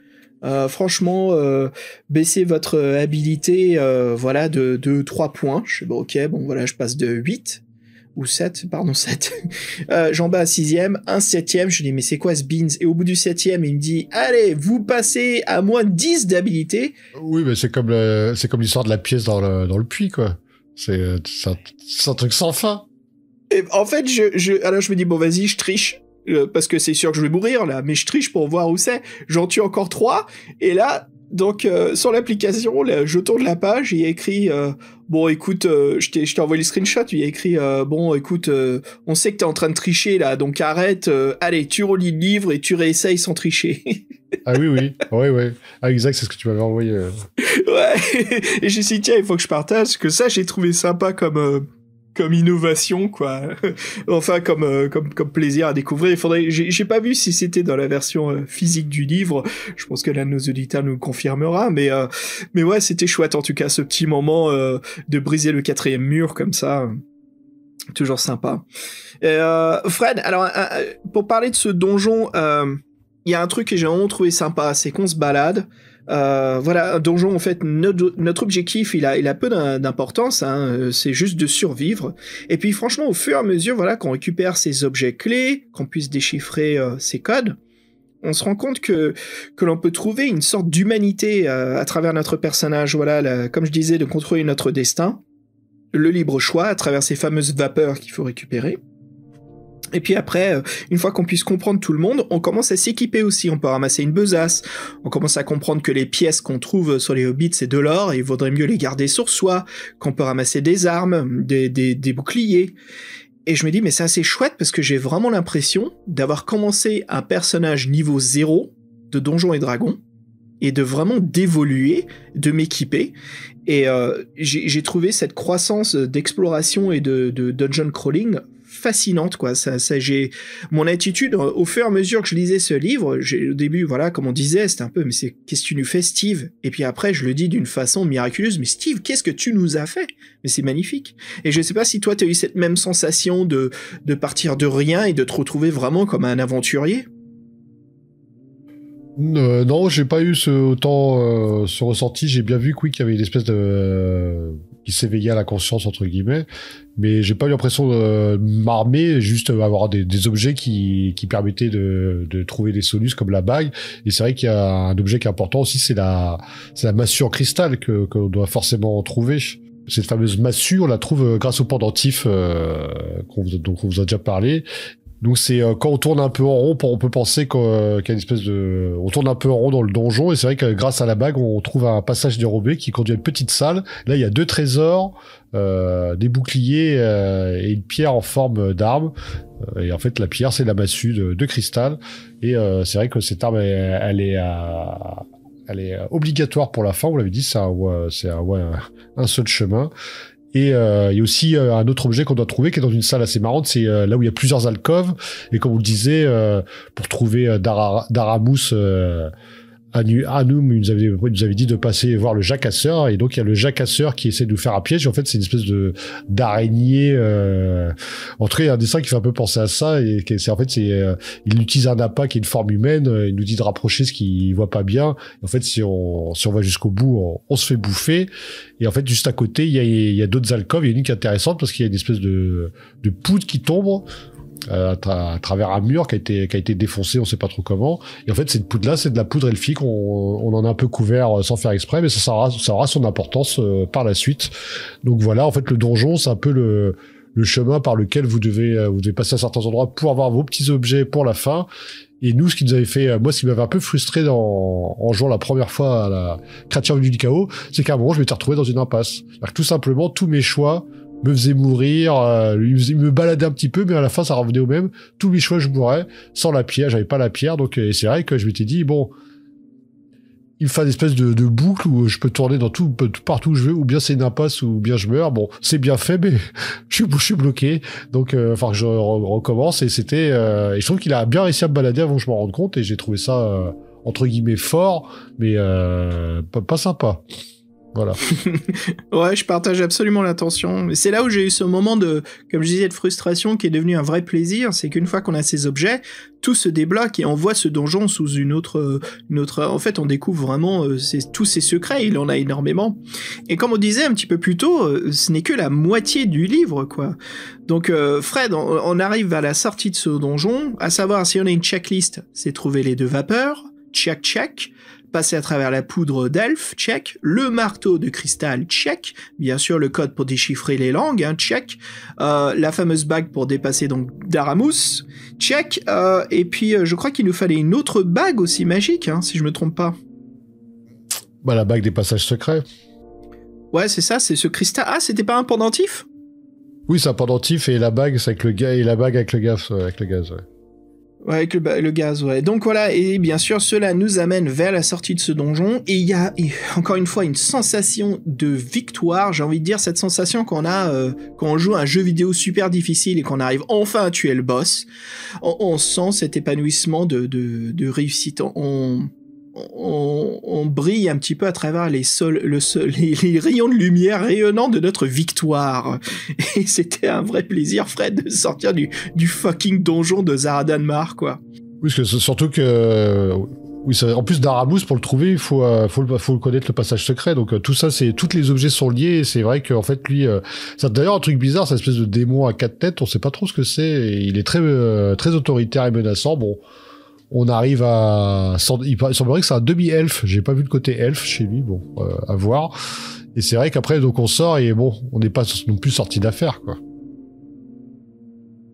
Bah, on est à l'extérieur dans le monde, et maintenant notre but c'est de savoir pourquoi on est toujours là, c'est de trouver un but, et bien sûr un soir où on trouve refuge dans une maison, il y a donc les sœurs Remeda qui apparaissent, les mères d'adoption de Zaradanmar, et qui nous confient donc un but, un objectif, à savoir s'il est pour ou contre notre propre bien, on ne sait pas, c'est pas très clair. Mais Fred, c'est donc de trouver une racine assez spécifique. Oui, donc la racine serpigineuse qui les aidera à nous dévoiler qui les aiguillera pour nous dévoiler notre destin. Donc il y a 4 directions qui s'offrent à nous, il faudra choisir la bonne. Mais moi, ce que je veux juste revenir, c'est qu'avant qu'on puisse sortir vraiment de la forteresse, il y a une espèce de garde extérieure à qui on échange un peu. Les trucs, la scène était était un peu marrante, parce qu'en fait, il dit, tu fais partie de l'équipe. Bah ouais, c'est quoi le signe? Bah, y a pas de signe. Bah, comment ça, tu connais pas le signe? Bah, faut en parler à Daramus. Ah ouais, tiens, bah, bouge pas, je vais en parler à Daramus. Bon, tout et on ça, a le choix de s'enfuir. Ouais. Je suis resté, ouais. Et après, il revient, il me fait, bon, il est pas dispo, bon, vas-y, tiens, donne-moi un petit bac chiche, file-moi ça en gage. Et j'ai trouvé toute cette scène marrante, quoi, en fait. Ah, ça montre bien que Steve Jackson, avec un livre à choix multiples, peut te créer justement une bonne séquence de un peu comique, quoi. C'est ce qui s'est passé ici, C'est vraiment la situation où on pense qu'on va enfin être remis dans le donjon, et puis finalement non, on a juste à affaire à un idiot de service, quoi. Le garde qui sert à rien, qui obéit aux ordres. Mais j'ai trouvé ça sympa quand on peut vraiment choisir le fait que, y a pas de mot de passe, quoi. Y a pas de signe secret, mec. Ah, ok, d'accord. Ouais, tu fais bien de l'évoquer, ce moment, c'était chouette. Et puis, Fred, donc une fois qu'il y a la serpigineuse, c'est ça, hein? Oui, serpigineuse, oui. Serpigineuse, ouais. On arrive donc dans un village et là il y a une séquence très classique de tous les westerns. Devant la taverne, il y a donc un homme bien musclé qui jette et fracasse au sol c'est un demi-homme sanglier. Ils disent un demi-orc ou c'est un mi-homme sanglier? C'est un demi-orc, ouais. Un demi-orc, ouais, mais il a vraiment une tête de sanglier, quoi, dans l'illustration, et qui s'est malmené, maltraité, et donc, bien sûr, c'est là où on voit notre personnage, Fred, c'est un moment clé, je trouve. C'est un moment one true path. Il faut accomplir ce geste. Mais Steve Jackson nous montre que nous récupérons notre humanité parce que qu'est-ce qu'on fait? On défend le plus démuni contre l'oppresseur. Donc voilà, on se tape contre l'humain. Ça crée toute un vacarme pas possible. Tout le monde flippe à cause de qui on est, ce qu'on a commis comme acte.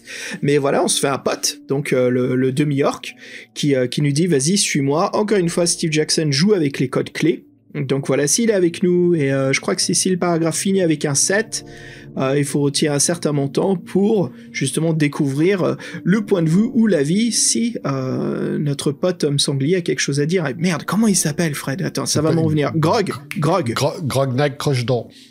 Voilà, il faut réduire 52 si notre paragraphe finit par un 7. Voilà, et donc il faut bien sûr lire les deux références, parce que Grog finalement ajoute son point de vue à la situation, ce qui peut nous aider absolument. De toute façon, c'est nécessaire hein, pour compléter l'aventure. Mais un moment sympa, je trouve. Vraiment, c'est l'aventure, quoi. Ça continue, des nouvelles situations s'offrent à nous. Oui, en fait, c'est un personnage très important. En plus, c'est pas tout le temps qu'on a un PNJ qui nous suit, donc c'est sympa. Et c'est vrai que rapidement, donc lui, à la sortie du village, il récupère des affaires, des trésors familiaux, nous dit-il. Bon, bref. Et donc, en fait, assez rapidement, qu'on nous explique la règle du 7, le paragraphe suivant, c'est un 7. Et donc là, si on lui fait confiance, il nous emmène voir une voyante, Rosina, qui nous tire les cartes, et la scène est assez sympa. Elle nous tire les cartes du tarot, j'en tire, je crois, au moins 6, avec des significations, donc c'est tout bien mis en scène. C'est un bon paragraphe, beaucoup plus long à l'écriture, qui a été fait par Steve Jackson, et il est vraiment très sympa à suivre, celui-ci. Et donc, elle a même une conversation avec les trois sorcières, les sœurs de Dri, là. Elle lui dit, en gros, elle leur dit, vous êtes pas sympa, les filles, vous l'envoyez à la mort, je vais peut-être pouvoir l'aider. Donc, elle nous dit, en gros, que la serpigineuse, pousse dans le marais des hommes crapauds, et qu'elle nous donne une corde pour y aller. Et nous dit qu'en fait, c'est sur la rive de la Méandrine. Et donc, voilà, on repart, on repart avec toute une ambiance qui s'est installée, et c'est vrai qu'on arrive assez rapidement dans les marais, et c'est vrai que c'est pas précisé, j'ai eu un petit doute, mais on n'est plus sûr d'être accompagné de Grognag, mais en fin de compte si, parce que de toute façon si on n'est pas accompagné par Grognag, là c'est un peu une impasse, quoi. Ouais, on est un peu dans la merde, quoi. Et c'est un moment sympa, on arrive dans le marécage, on voit plusieurs fleurs. Et Fred, encore une fois, il y a un moment ici que j'ai vraiment apprécié de l'écriture de Steve Jackson. C'est sa plume sur la description des plantes, voilà, parce qu'on doit récupérer, bien sûr, la racine de serpigineuse. Et il nous décrit, voilà, des plantes autour de nous, toutes différentes. Le détail important de la serpigineuse, c'est qu'elle est bleue. Et il nous a décrit qui sont en clochette. Il nous décrit même des plantes qui sont un peu plus loin. Et il prend son temps vraiment pour métamorphoser ce marécage autour de nous, quoi, ce pseudo-lac marécage autour de nous, pour vraiment nous faire une immersion parfaite de cet environnement. Et au point que là où on doit choisir la bonne plante, bien sûr la serpigineuse, qui est bleue, et on trouve dans le choix des sélections même des plantes enfin il n'y a pas des choix de plantes qui nous avaient décrits, donc on voit qu'il s'est amusé. C'est pas un peu comme bon, il faut que je décrive ce qu'il y a comme choix au lecteur, je peux aussi m'amuser à décrire plein d'autres choses pour le mettre dans l'ambiance, dans le bain. Et encore une fois, quoi, un vrai plaisir de découvrir ces moments de Steve Jackson. Mais là, c'est vrai que là, Grognag est très important, parce que après avoir cueilli la bonne fleur, on l'espère, on combat un premier homme crapaud, mais les autres sont rapidement en train vont nous déborder, quoi. Et en fait, Grognag, s'il est avec nous, donc il il se débarrasse de ses effets et il se rue vers le chef des hommes crapauds pour le faire tomber dans les sables mouvants. Malheureusement, dans l'entreprise, il meurt parce qu'il est embroché en plein vol par un autre homme crapaud, mais il arrive quand même à faire tomber le chef. Et grâce à lui, on peut s'enfuir et en plus, on prend les effets qu'il avait laissés, un coffre. Pour l'instant, on n'en connaît pas le contenu. Bon, bref. Et c'est vrai que là, Grognak, il n'a pas été longtemps avec nous, mais moi, il me manque déjà et c'est un bon compagnon. Oh, mais oui, on perd encore un compagnon qui était vraiment sympa de côté, quoi. Je l'imagine trop avec sa tête d'orque, là, à côté de nous, en train de renifler, en train de voir les choses. Je le voyais un petit peu primal, vu son illustration, quand il se fait jeter de l'auberge. Tu sais, il est un peu torse nu, il a qu'un froc de peau de je sais pas quoi, et il se balade avec nous. Et Fred, d'ailleurs, c'est intéressant, il a quand même allé dans une vieille maison, son refuge, où il a récupéré une boîte. Oui, c'est celle qu'il a laissée par terre, là. Qu'on ramasse. Ouais, donc ça, bien sûr, encore une fois, One True Path, hein, et on peut pas rater cet objet. Putain, mec, franchement, mais il y a vraiment énormément de choses à ne pas rater du tout dans ce livre, hein, c'est incroyable. Hein. Ah oui, mais en même temps, j'ai trouvé ça moins chiant que quand c'est Ian Livingstone qui le fait. Ouais, et je crois... Ok, voilà ce que je pense comme déduction. Pourquoi on trouve ça moins chiant, malgré que c'est encore plus difficile que Ian, je trouve, dans ce livre. Et je crois que c'est la plume de Steve. Steve aime créer son monde autour de nous. Et comme je l'ai dit maintes fois, il aime vraiment nous donner une immersion totale dans l'univers.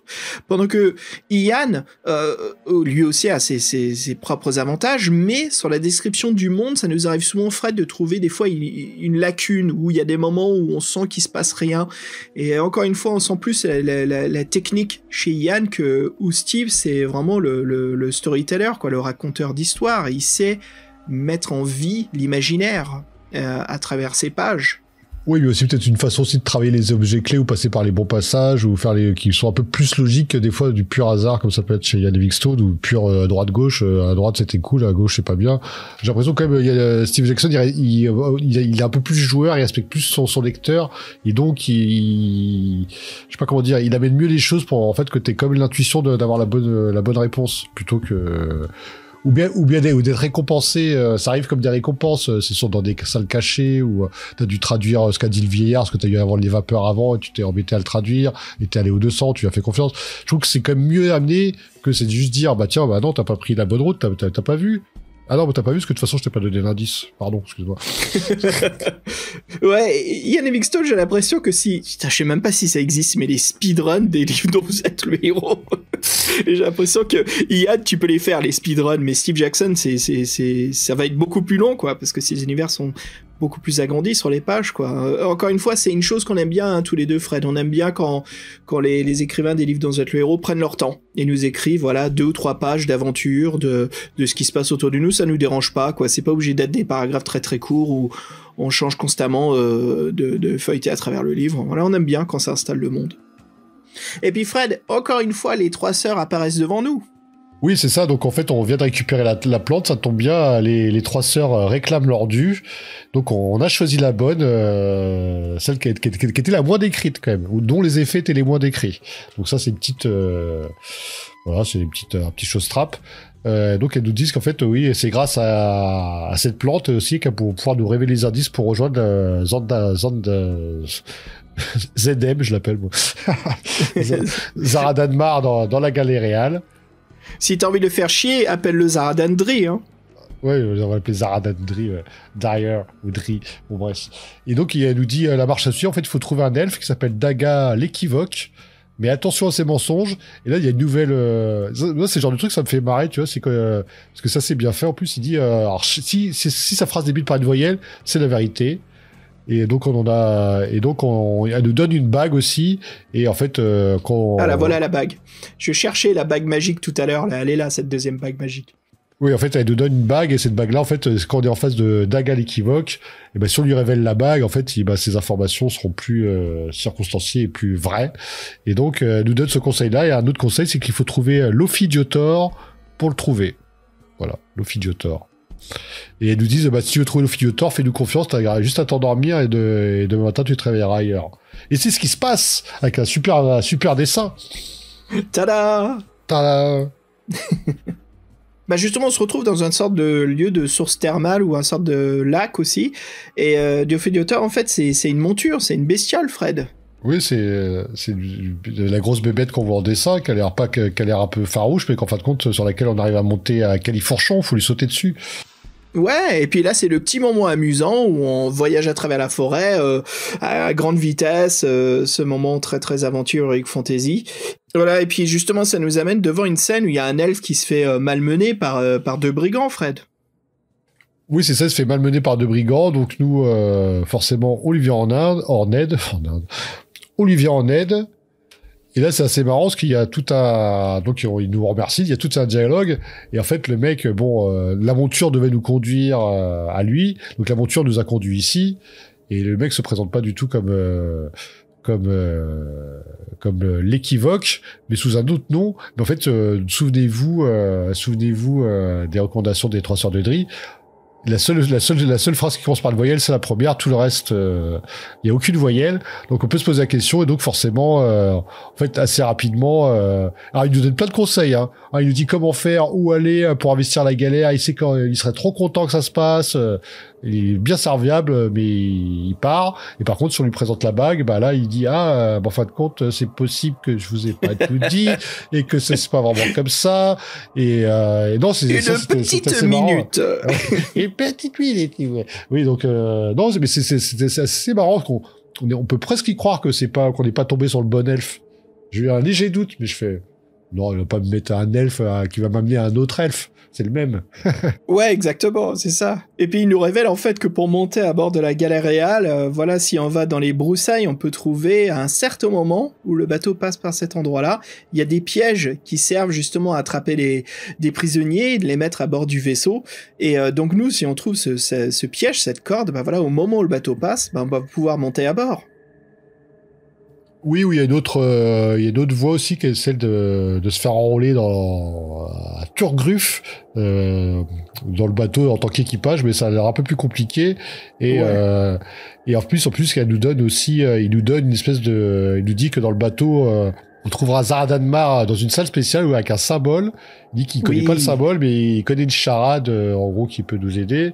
J'ai pas noté la charade, mais en gros, il nous dit qu'en gros, entre le combat entre le feu et la glace, qui gagnera, celui qui pourra, il y a un autre pourra l'emporter, son symbole est le bleu. Bon, bref, c'est une petite charade pour découvrir le symbole.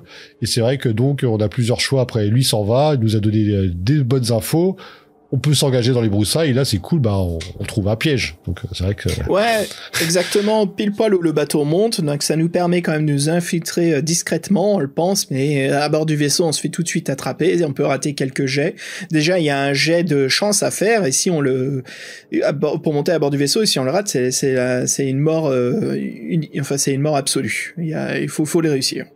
Donc à bord du vaisseau, voilà, on peut s'attaquer contre... une première volée de gobelins, après on peut s'enfuir, et c'est là justement en s'enfuyant on rentre à travers dans le vaisseau, la Galéréale, et on tombe sur un couloir où il y a plein de portes avec des symboles, et c'est là où la charade bien sûr nous sert, c'est pour choisir la bonne porte. Donc c'est pour résoudre la charade, c'est bien ça, il faut choisir donc le pichet d'eau qui est sur la porte pour réussir, et voilà, donc ça nous amène dans les bureaux de Zaradanmar, et c'est là où on voit plusieurs choses à surveiller. Encore une fois, là c'est un moment qui est très difficile si on n'a pas des codes clés, si on sait pas exactement ce qu'il faut faire. Et Fred, ça nous ramène à ton fameux post-it qui a été perdu tout au début. À savoir, c'est que Zaradan se cache dans une autre dimension qui est donc à l'intérieur d'un miroir. Alors comment ça marche le code ici?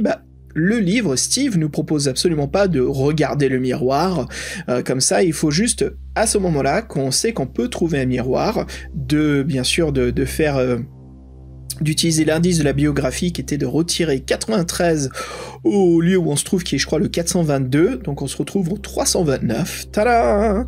C'est là où on est en face de Zaradanmar qui est en train d'écrire derrière son bureau. J'imagine en fait, Fred, ce moment-là, c'est la couverture du livre, hein, qu'il est là, il lève la tête, il nous voit, et on sent tout de suite que c'est l'antagoniste très très intelligent, très manipulateur et très sûr de lui-même, hein. Et c'est un stratégiste, et il est là, il nous dit tu es là, ok, très bien. On sent déjà que on l'appartient.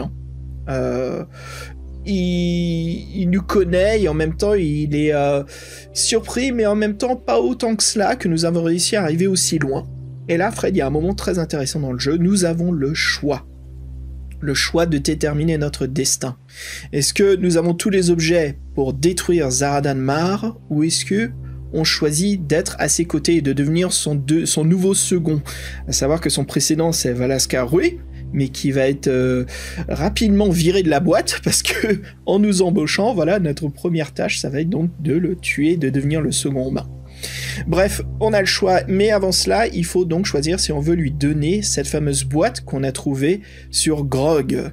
Et dans cette boîte, voilà, il y a donc la dernière fiole des vapeurs qui faut ses pouvoirs magiques, qui a donc besoin d'Zaradan Mar pour agrandir encore plus sa force de mana, sa force magique à travers le monde. Donc, bien sûr, on joue le héros, hein, on est devenu un héros. On refuse de lui donner cette boîte, il nous lance un sortilège, mais comme on s'est baigné à travers ce fameux puits, Fred, où il y avait cette araignée qui causait, comment elle s'appelait déjà ? Le jacasseur. Le jacasseur, voilà, on est passé à travers ce puits de poussière d'elfe, et ça nous a permis de nous immuniser en fait contre ces sortilèges-là. Et c'est là où Zaradan, encore une fois, dit bah c'est pas grave, on sent qu'il est stratégiste, comme quoi il aura toujours quelque chose d'autre qui nous attend, mais là, hélas, je crois qu'il joue le beau gosse, il essaye de nous intimider, mais quand on sort la massue de cristal, il fait un petit peu moins le malin, et c'est là, encore une fois, il faut utiliser des codes pour briser le miroir. La masse de cristal, c'est un 28, plus 333 où on est, ce qui nous amène donc au 361. On brise le miroir, voilà, Zaradan Mar est coincé à l'éternité dans son monde, sa plaine astrale, son autre dimension à travers le miroir. Et nous, d'un coup, en détruisant celui qui nous a contrôlés, on retrouve notre mémoire. Et justement, on est en train de comprendre que nous étions le capitaine de la Galéréale, que c'est notre vaisseau. C'est plus pernicieux que ça, en fait. Tous les aventuriers qu'on a rencontrés dans notre aventure, c'était notre équipage. Les alphelines, oui, c'était les cuisiniers. Ah, c'est vrai. En fait, on a tué notre équipage. Quoi. On a tué notre équipage. Quelle fin triste. Quelle fin triste. Voilà, donc c'est deux fins. C'est soit on se rend compte de ce destin tragique, mais au moins nous avons récupéré notre vaisseau et puis on peut se racheter, ça se trouve, ou retrouver une nouvelle voie, un nouvel appel à l'aventure, ou nous devenons donc le second de Zaradan Mar. Et bah voilà, après les deux voies, pourquoi pas. Ce que je trouve sympa, Fred, c'est que quand Steve Jackson nous parle de la mauvaise fin, d'être le second de Zaradan Mar, il nous la décrit pas comme quoi on est foutu, on sait plus quoi faire, le monde est fucked. Il nous dit bien, maintenant vous avez un but, et vous savez absolument ce que vous avez besoin de prendre, voilà ce que vous voulez accomplir dans votre vie. Donc j'aime bien ce côté où il jette pas un effet négatif dessus, tu vois, c'est quand même, c'est un choix qu'on a fait, et puis c'est cool, quoi, parce que l'aventure peut aussi continuer de cette façon-là. Oui, alors est-ce qu'elle continue l'aventure? Parce que c'est là qu'on a eu tous les deux un problème, c'est que moi, que j'étais un peu en retard par rapport à toi, tu me dis que bon, comme c'était un seul chemin possible, on s'est dit bon, on va essayer de faire la différence de la fin. Et moi, en voulant faire la fin, on reste à ses côtés, on doit tuer son ancien bras droit pour prendre sa place et montrer notre valeur, tout ça. Et ben, en fait, j'ai l'impression qu'il y a un errata et ça nous ramène dans le donjon. Ouais. Avec le pendentif. Ouais. Et donc là, au début, je me dis bon, peut-être que Steve Jackson est super fort, que peut-être en reprenant le donjon du départ, mais en ayant fait l'aventure, peut-être qu'en trouvant un mec, je vais avoir un bonus. Puis non, mais j'ai plus mon pendentif des secrets, on l'a donné en gage. Et je me dis bah non, mais ça coïncide pas. Puis je me retrouve dans la même boucle où j'étais enfermé la première fois, où ça m'avait frustré. Je fais c'est pas possible. Et j'ai repris plusieurs fois, j'ai essayé de faire les différents choix. Et bah non, en fait ça matche pas. Mais Fred, donc il y a une grosse connerie là. Non, c'est un code dans un code, c'est l'inception, c'est le donjon dans le donjon dans le donjon. Ouais, mais c'est ça, je dis, mais il est vraiment fort s'il fait ça, quoi. Il me refait faire le donjon, mais que si je le fais une deuxième fois, ça me fait des trucs différents, je ne comprenais pas comment ça pouvait être possible. Puis non, c'était un errata, j'ai pas trop compris ce qui s'est passé. Si quelqu'un a la réponse, moi je serais, bon, il doit avoir la réponse, on a dû regarder avant, mais on n'a pas eu cette fraîcheur, en tout cas pour ma part. Mais là, oui, il y a une interrogation, en tout cas, à ce niveau-là, quoi. Ouais, bah écoute, de mon côté, dans la 4e édition que j'ai lue, dans la version anglaise, voilà, il n'y a pas, quoi, ça s'arrête là, il n'y a pas son retour dans le donjon. Donc en effet, il y a une errata assez intéressant. Si l'équipe, en tout cas le grimoire, voilà, si vous avez si vous avez quelques secondes pour nous raconter un petit peu cet errata, s'il existe ou pas, si c'est unique au PDF, à la première édition.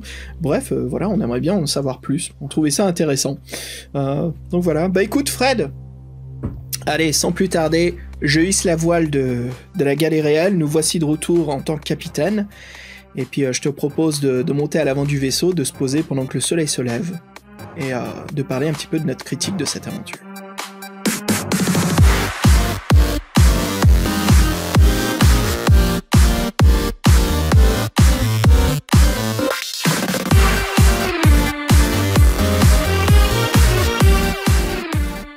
Fred, franchement, la créature venue du chaos, sacré livre-jeu, sacrée aventure.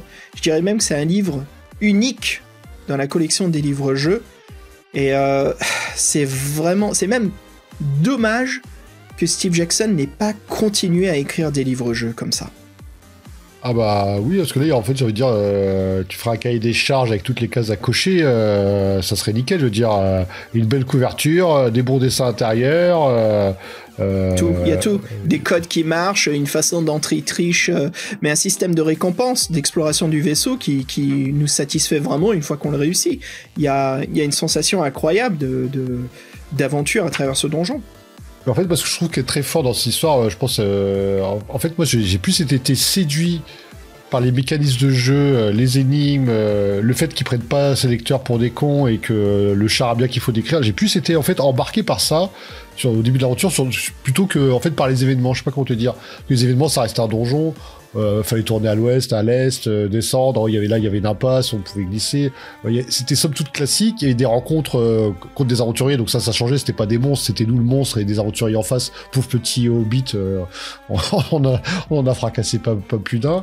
Tout le monde y passe, de toute façon, même qu'on veut pas les tuer, on les tue. Bon bref, mais en fait j'étais plutôt embarqué par tous ces mécanismes de jeu.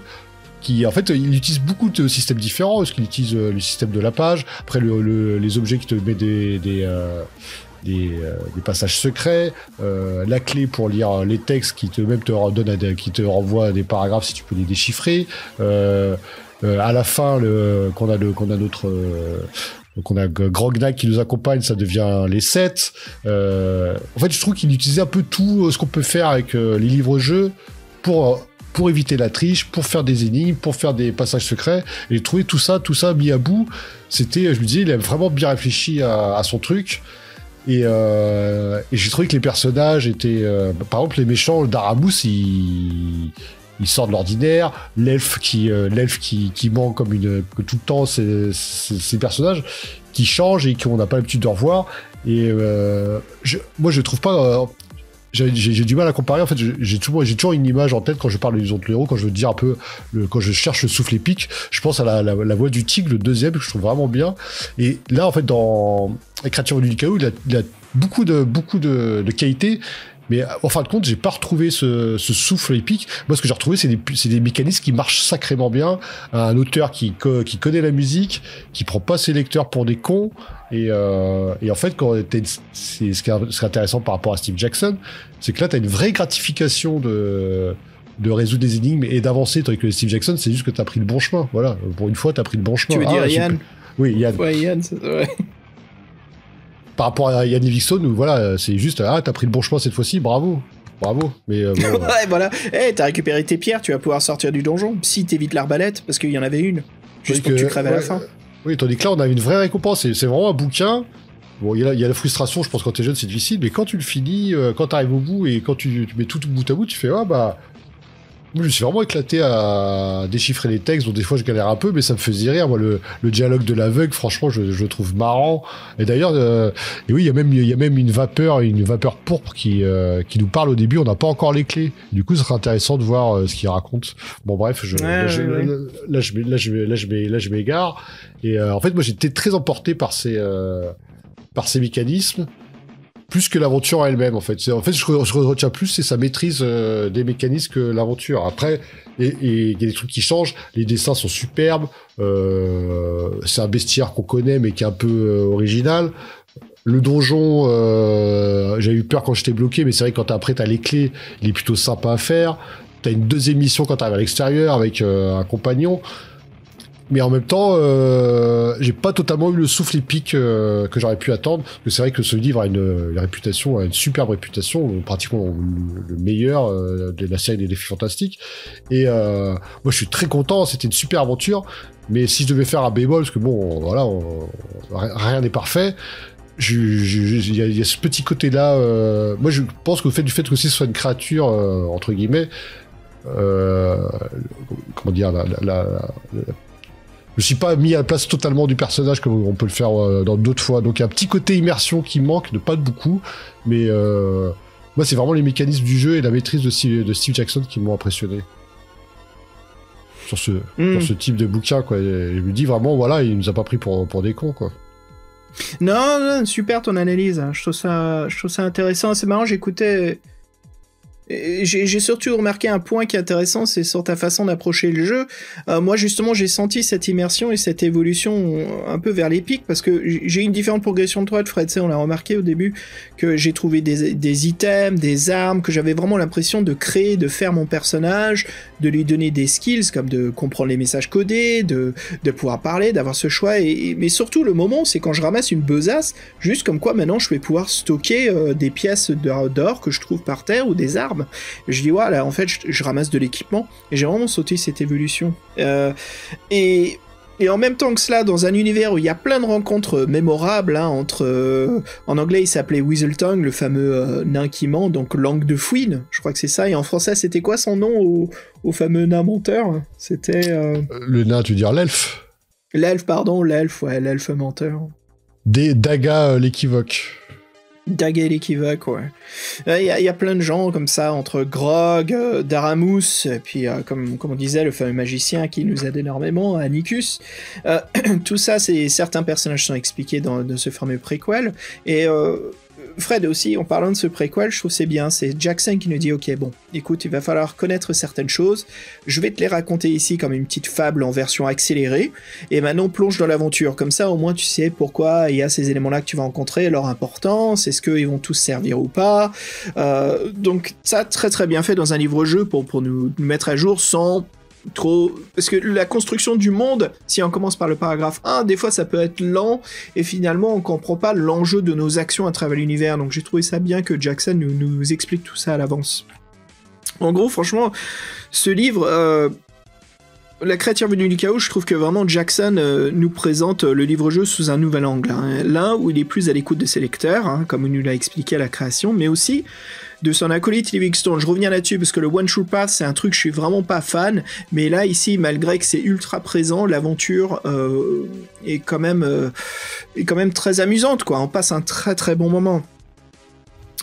C'est une aventure qui est construite, voilà, sur l'histoire et le monde d'Alancien, que les deux écrivains ont créé en livre, hein. Donc voilà, ça crée vraiment une trilogie entre la sorcière de la montagne de feu, la citadelle du chaos, et voilà, bien sûr, je dirais ce troisième opus, hein, la créature venue du chaos. Ou bien sûr, on peut trouver la trilogie du donjon d'Ian Livingstone. Mais voilà, c'est un univers vraiment approfondi, très très intéressant, très amusant. Je trouve que lire les 3 livres de suite, comme ça, si vous vous intéressez aux livres-jeux, vous voulez les découvrir, je pense que c'est un très bon choix, parce qu'on sent au fur et à mesure l'évolution entre 1, c'est l'appréhension du livre-jeu, 2, dans la citadelle du chaos, c'est de comprendre les pouvoirs, les sorts, les possibilités, et puis 3, voilà, vous êtes rodé, vous êtes prêt pour une aventure, comme on dit dans Donjons et Dragons, qui est au-delà du niveau 15, quoi. Donc ça veut dire que vous êtes rodé, vous êtes prêt, vous avez pas mal de pouvoirs. Et voilà, pour revenir un peu sur ce livre-là, on sent sa passion du livre-jeu à Steve Jackson. Et ce livre, Fred, c'est vraiment pas loin, je trouve, d'un jeu de rôle solo, quoi. Et je pense que si Steve Jackson aurait continué à évoluer son style, franchement, en échangeant sur One True Path par un système de monde ouvert, où si on a raté un item, on peut retourner en arrière, on peut peut-être rencontrer des personnes qui vont lui donner un coup de main parce qu'on l'a raté la première fois, donc un petit indice, voilà, ça fait pas de mal. Et ben je pense qu'on serait parfaitement entre les deux médiums du jeu de rôle et du livre-jeu. Je pense que là on aurait atteint, mais ce livre, je trouve, n'est pas loin de mélanger ces deux types de jeux. Jackson, il sait récompenser son lecteur, il réussit parfaitement voilà, à nous faire sentir la victoire, à être victorieux, à accomplir ses difficultés.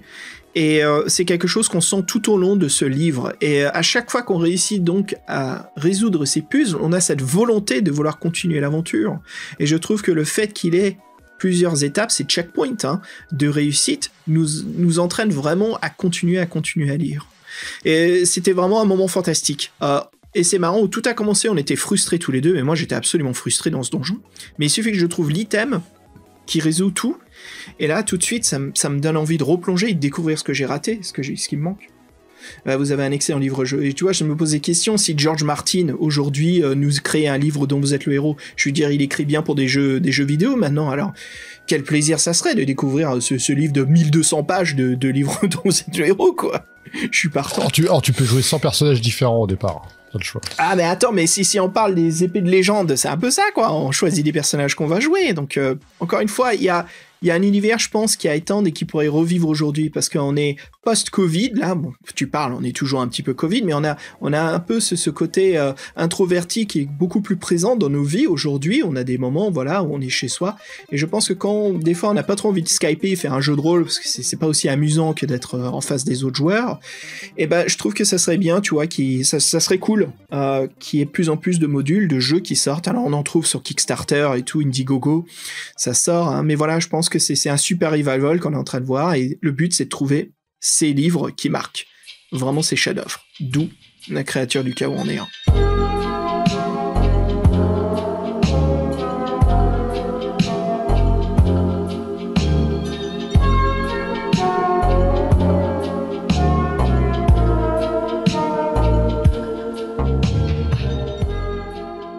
Fred, sur un système de notes basé sur des marangas singes qui crachent des soleils, je le note 5 sur 5.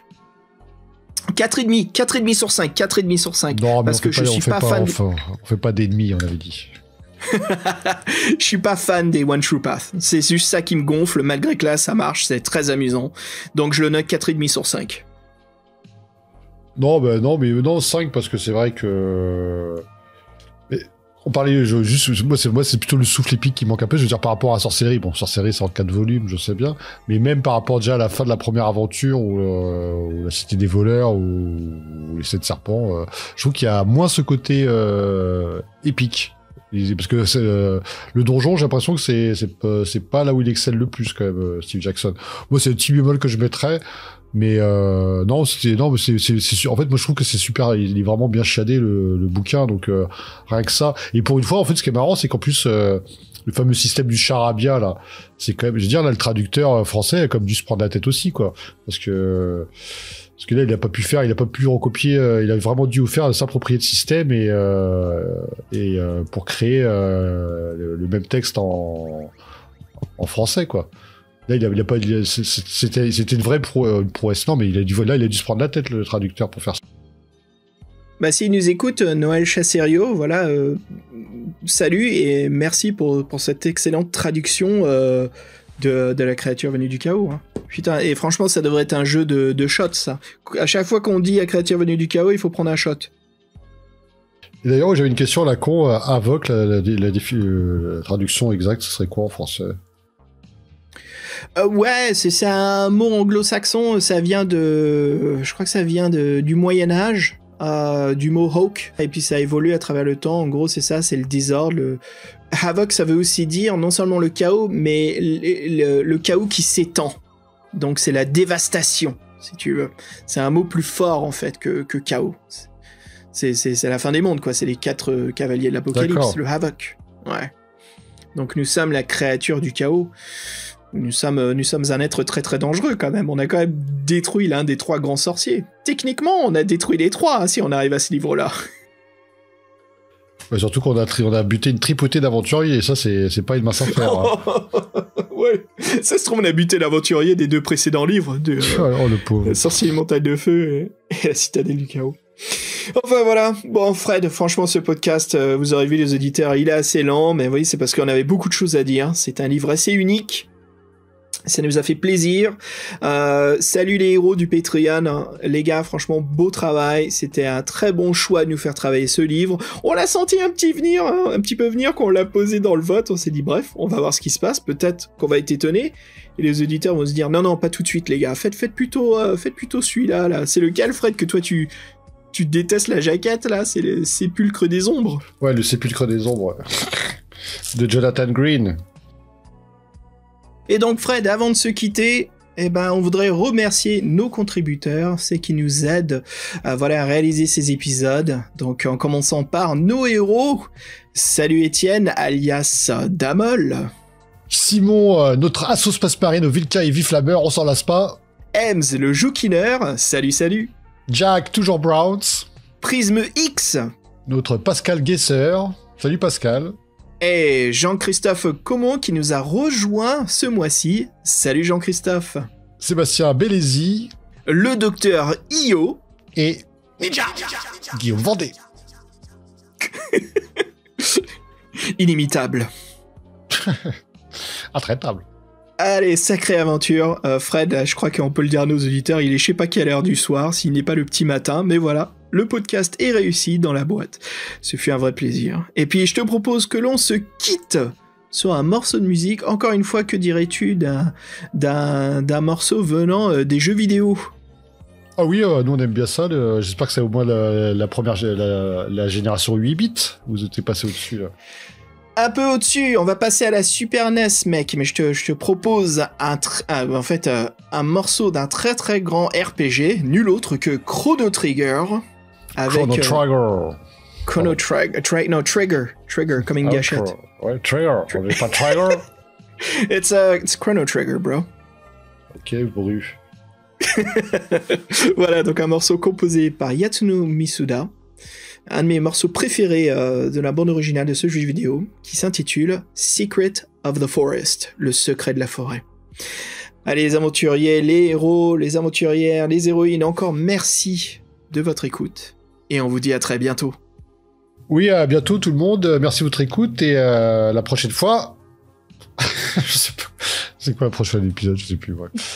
Le prochain épisode... Oui, et on est crevé, ça sent là. Et la prochaine fois, on vous réserve une petite surprise. Voilà. Et un petit coucou à Fabien au passage. Salut mec. Merci Fabien. Allez, à bientôt. Ciao. Tchuss.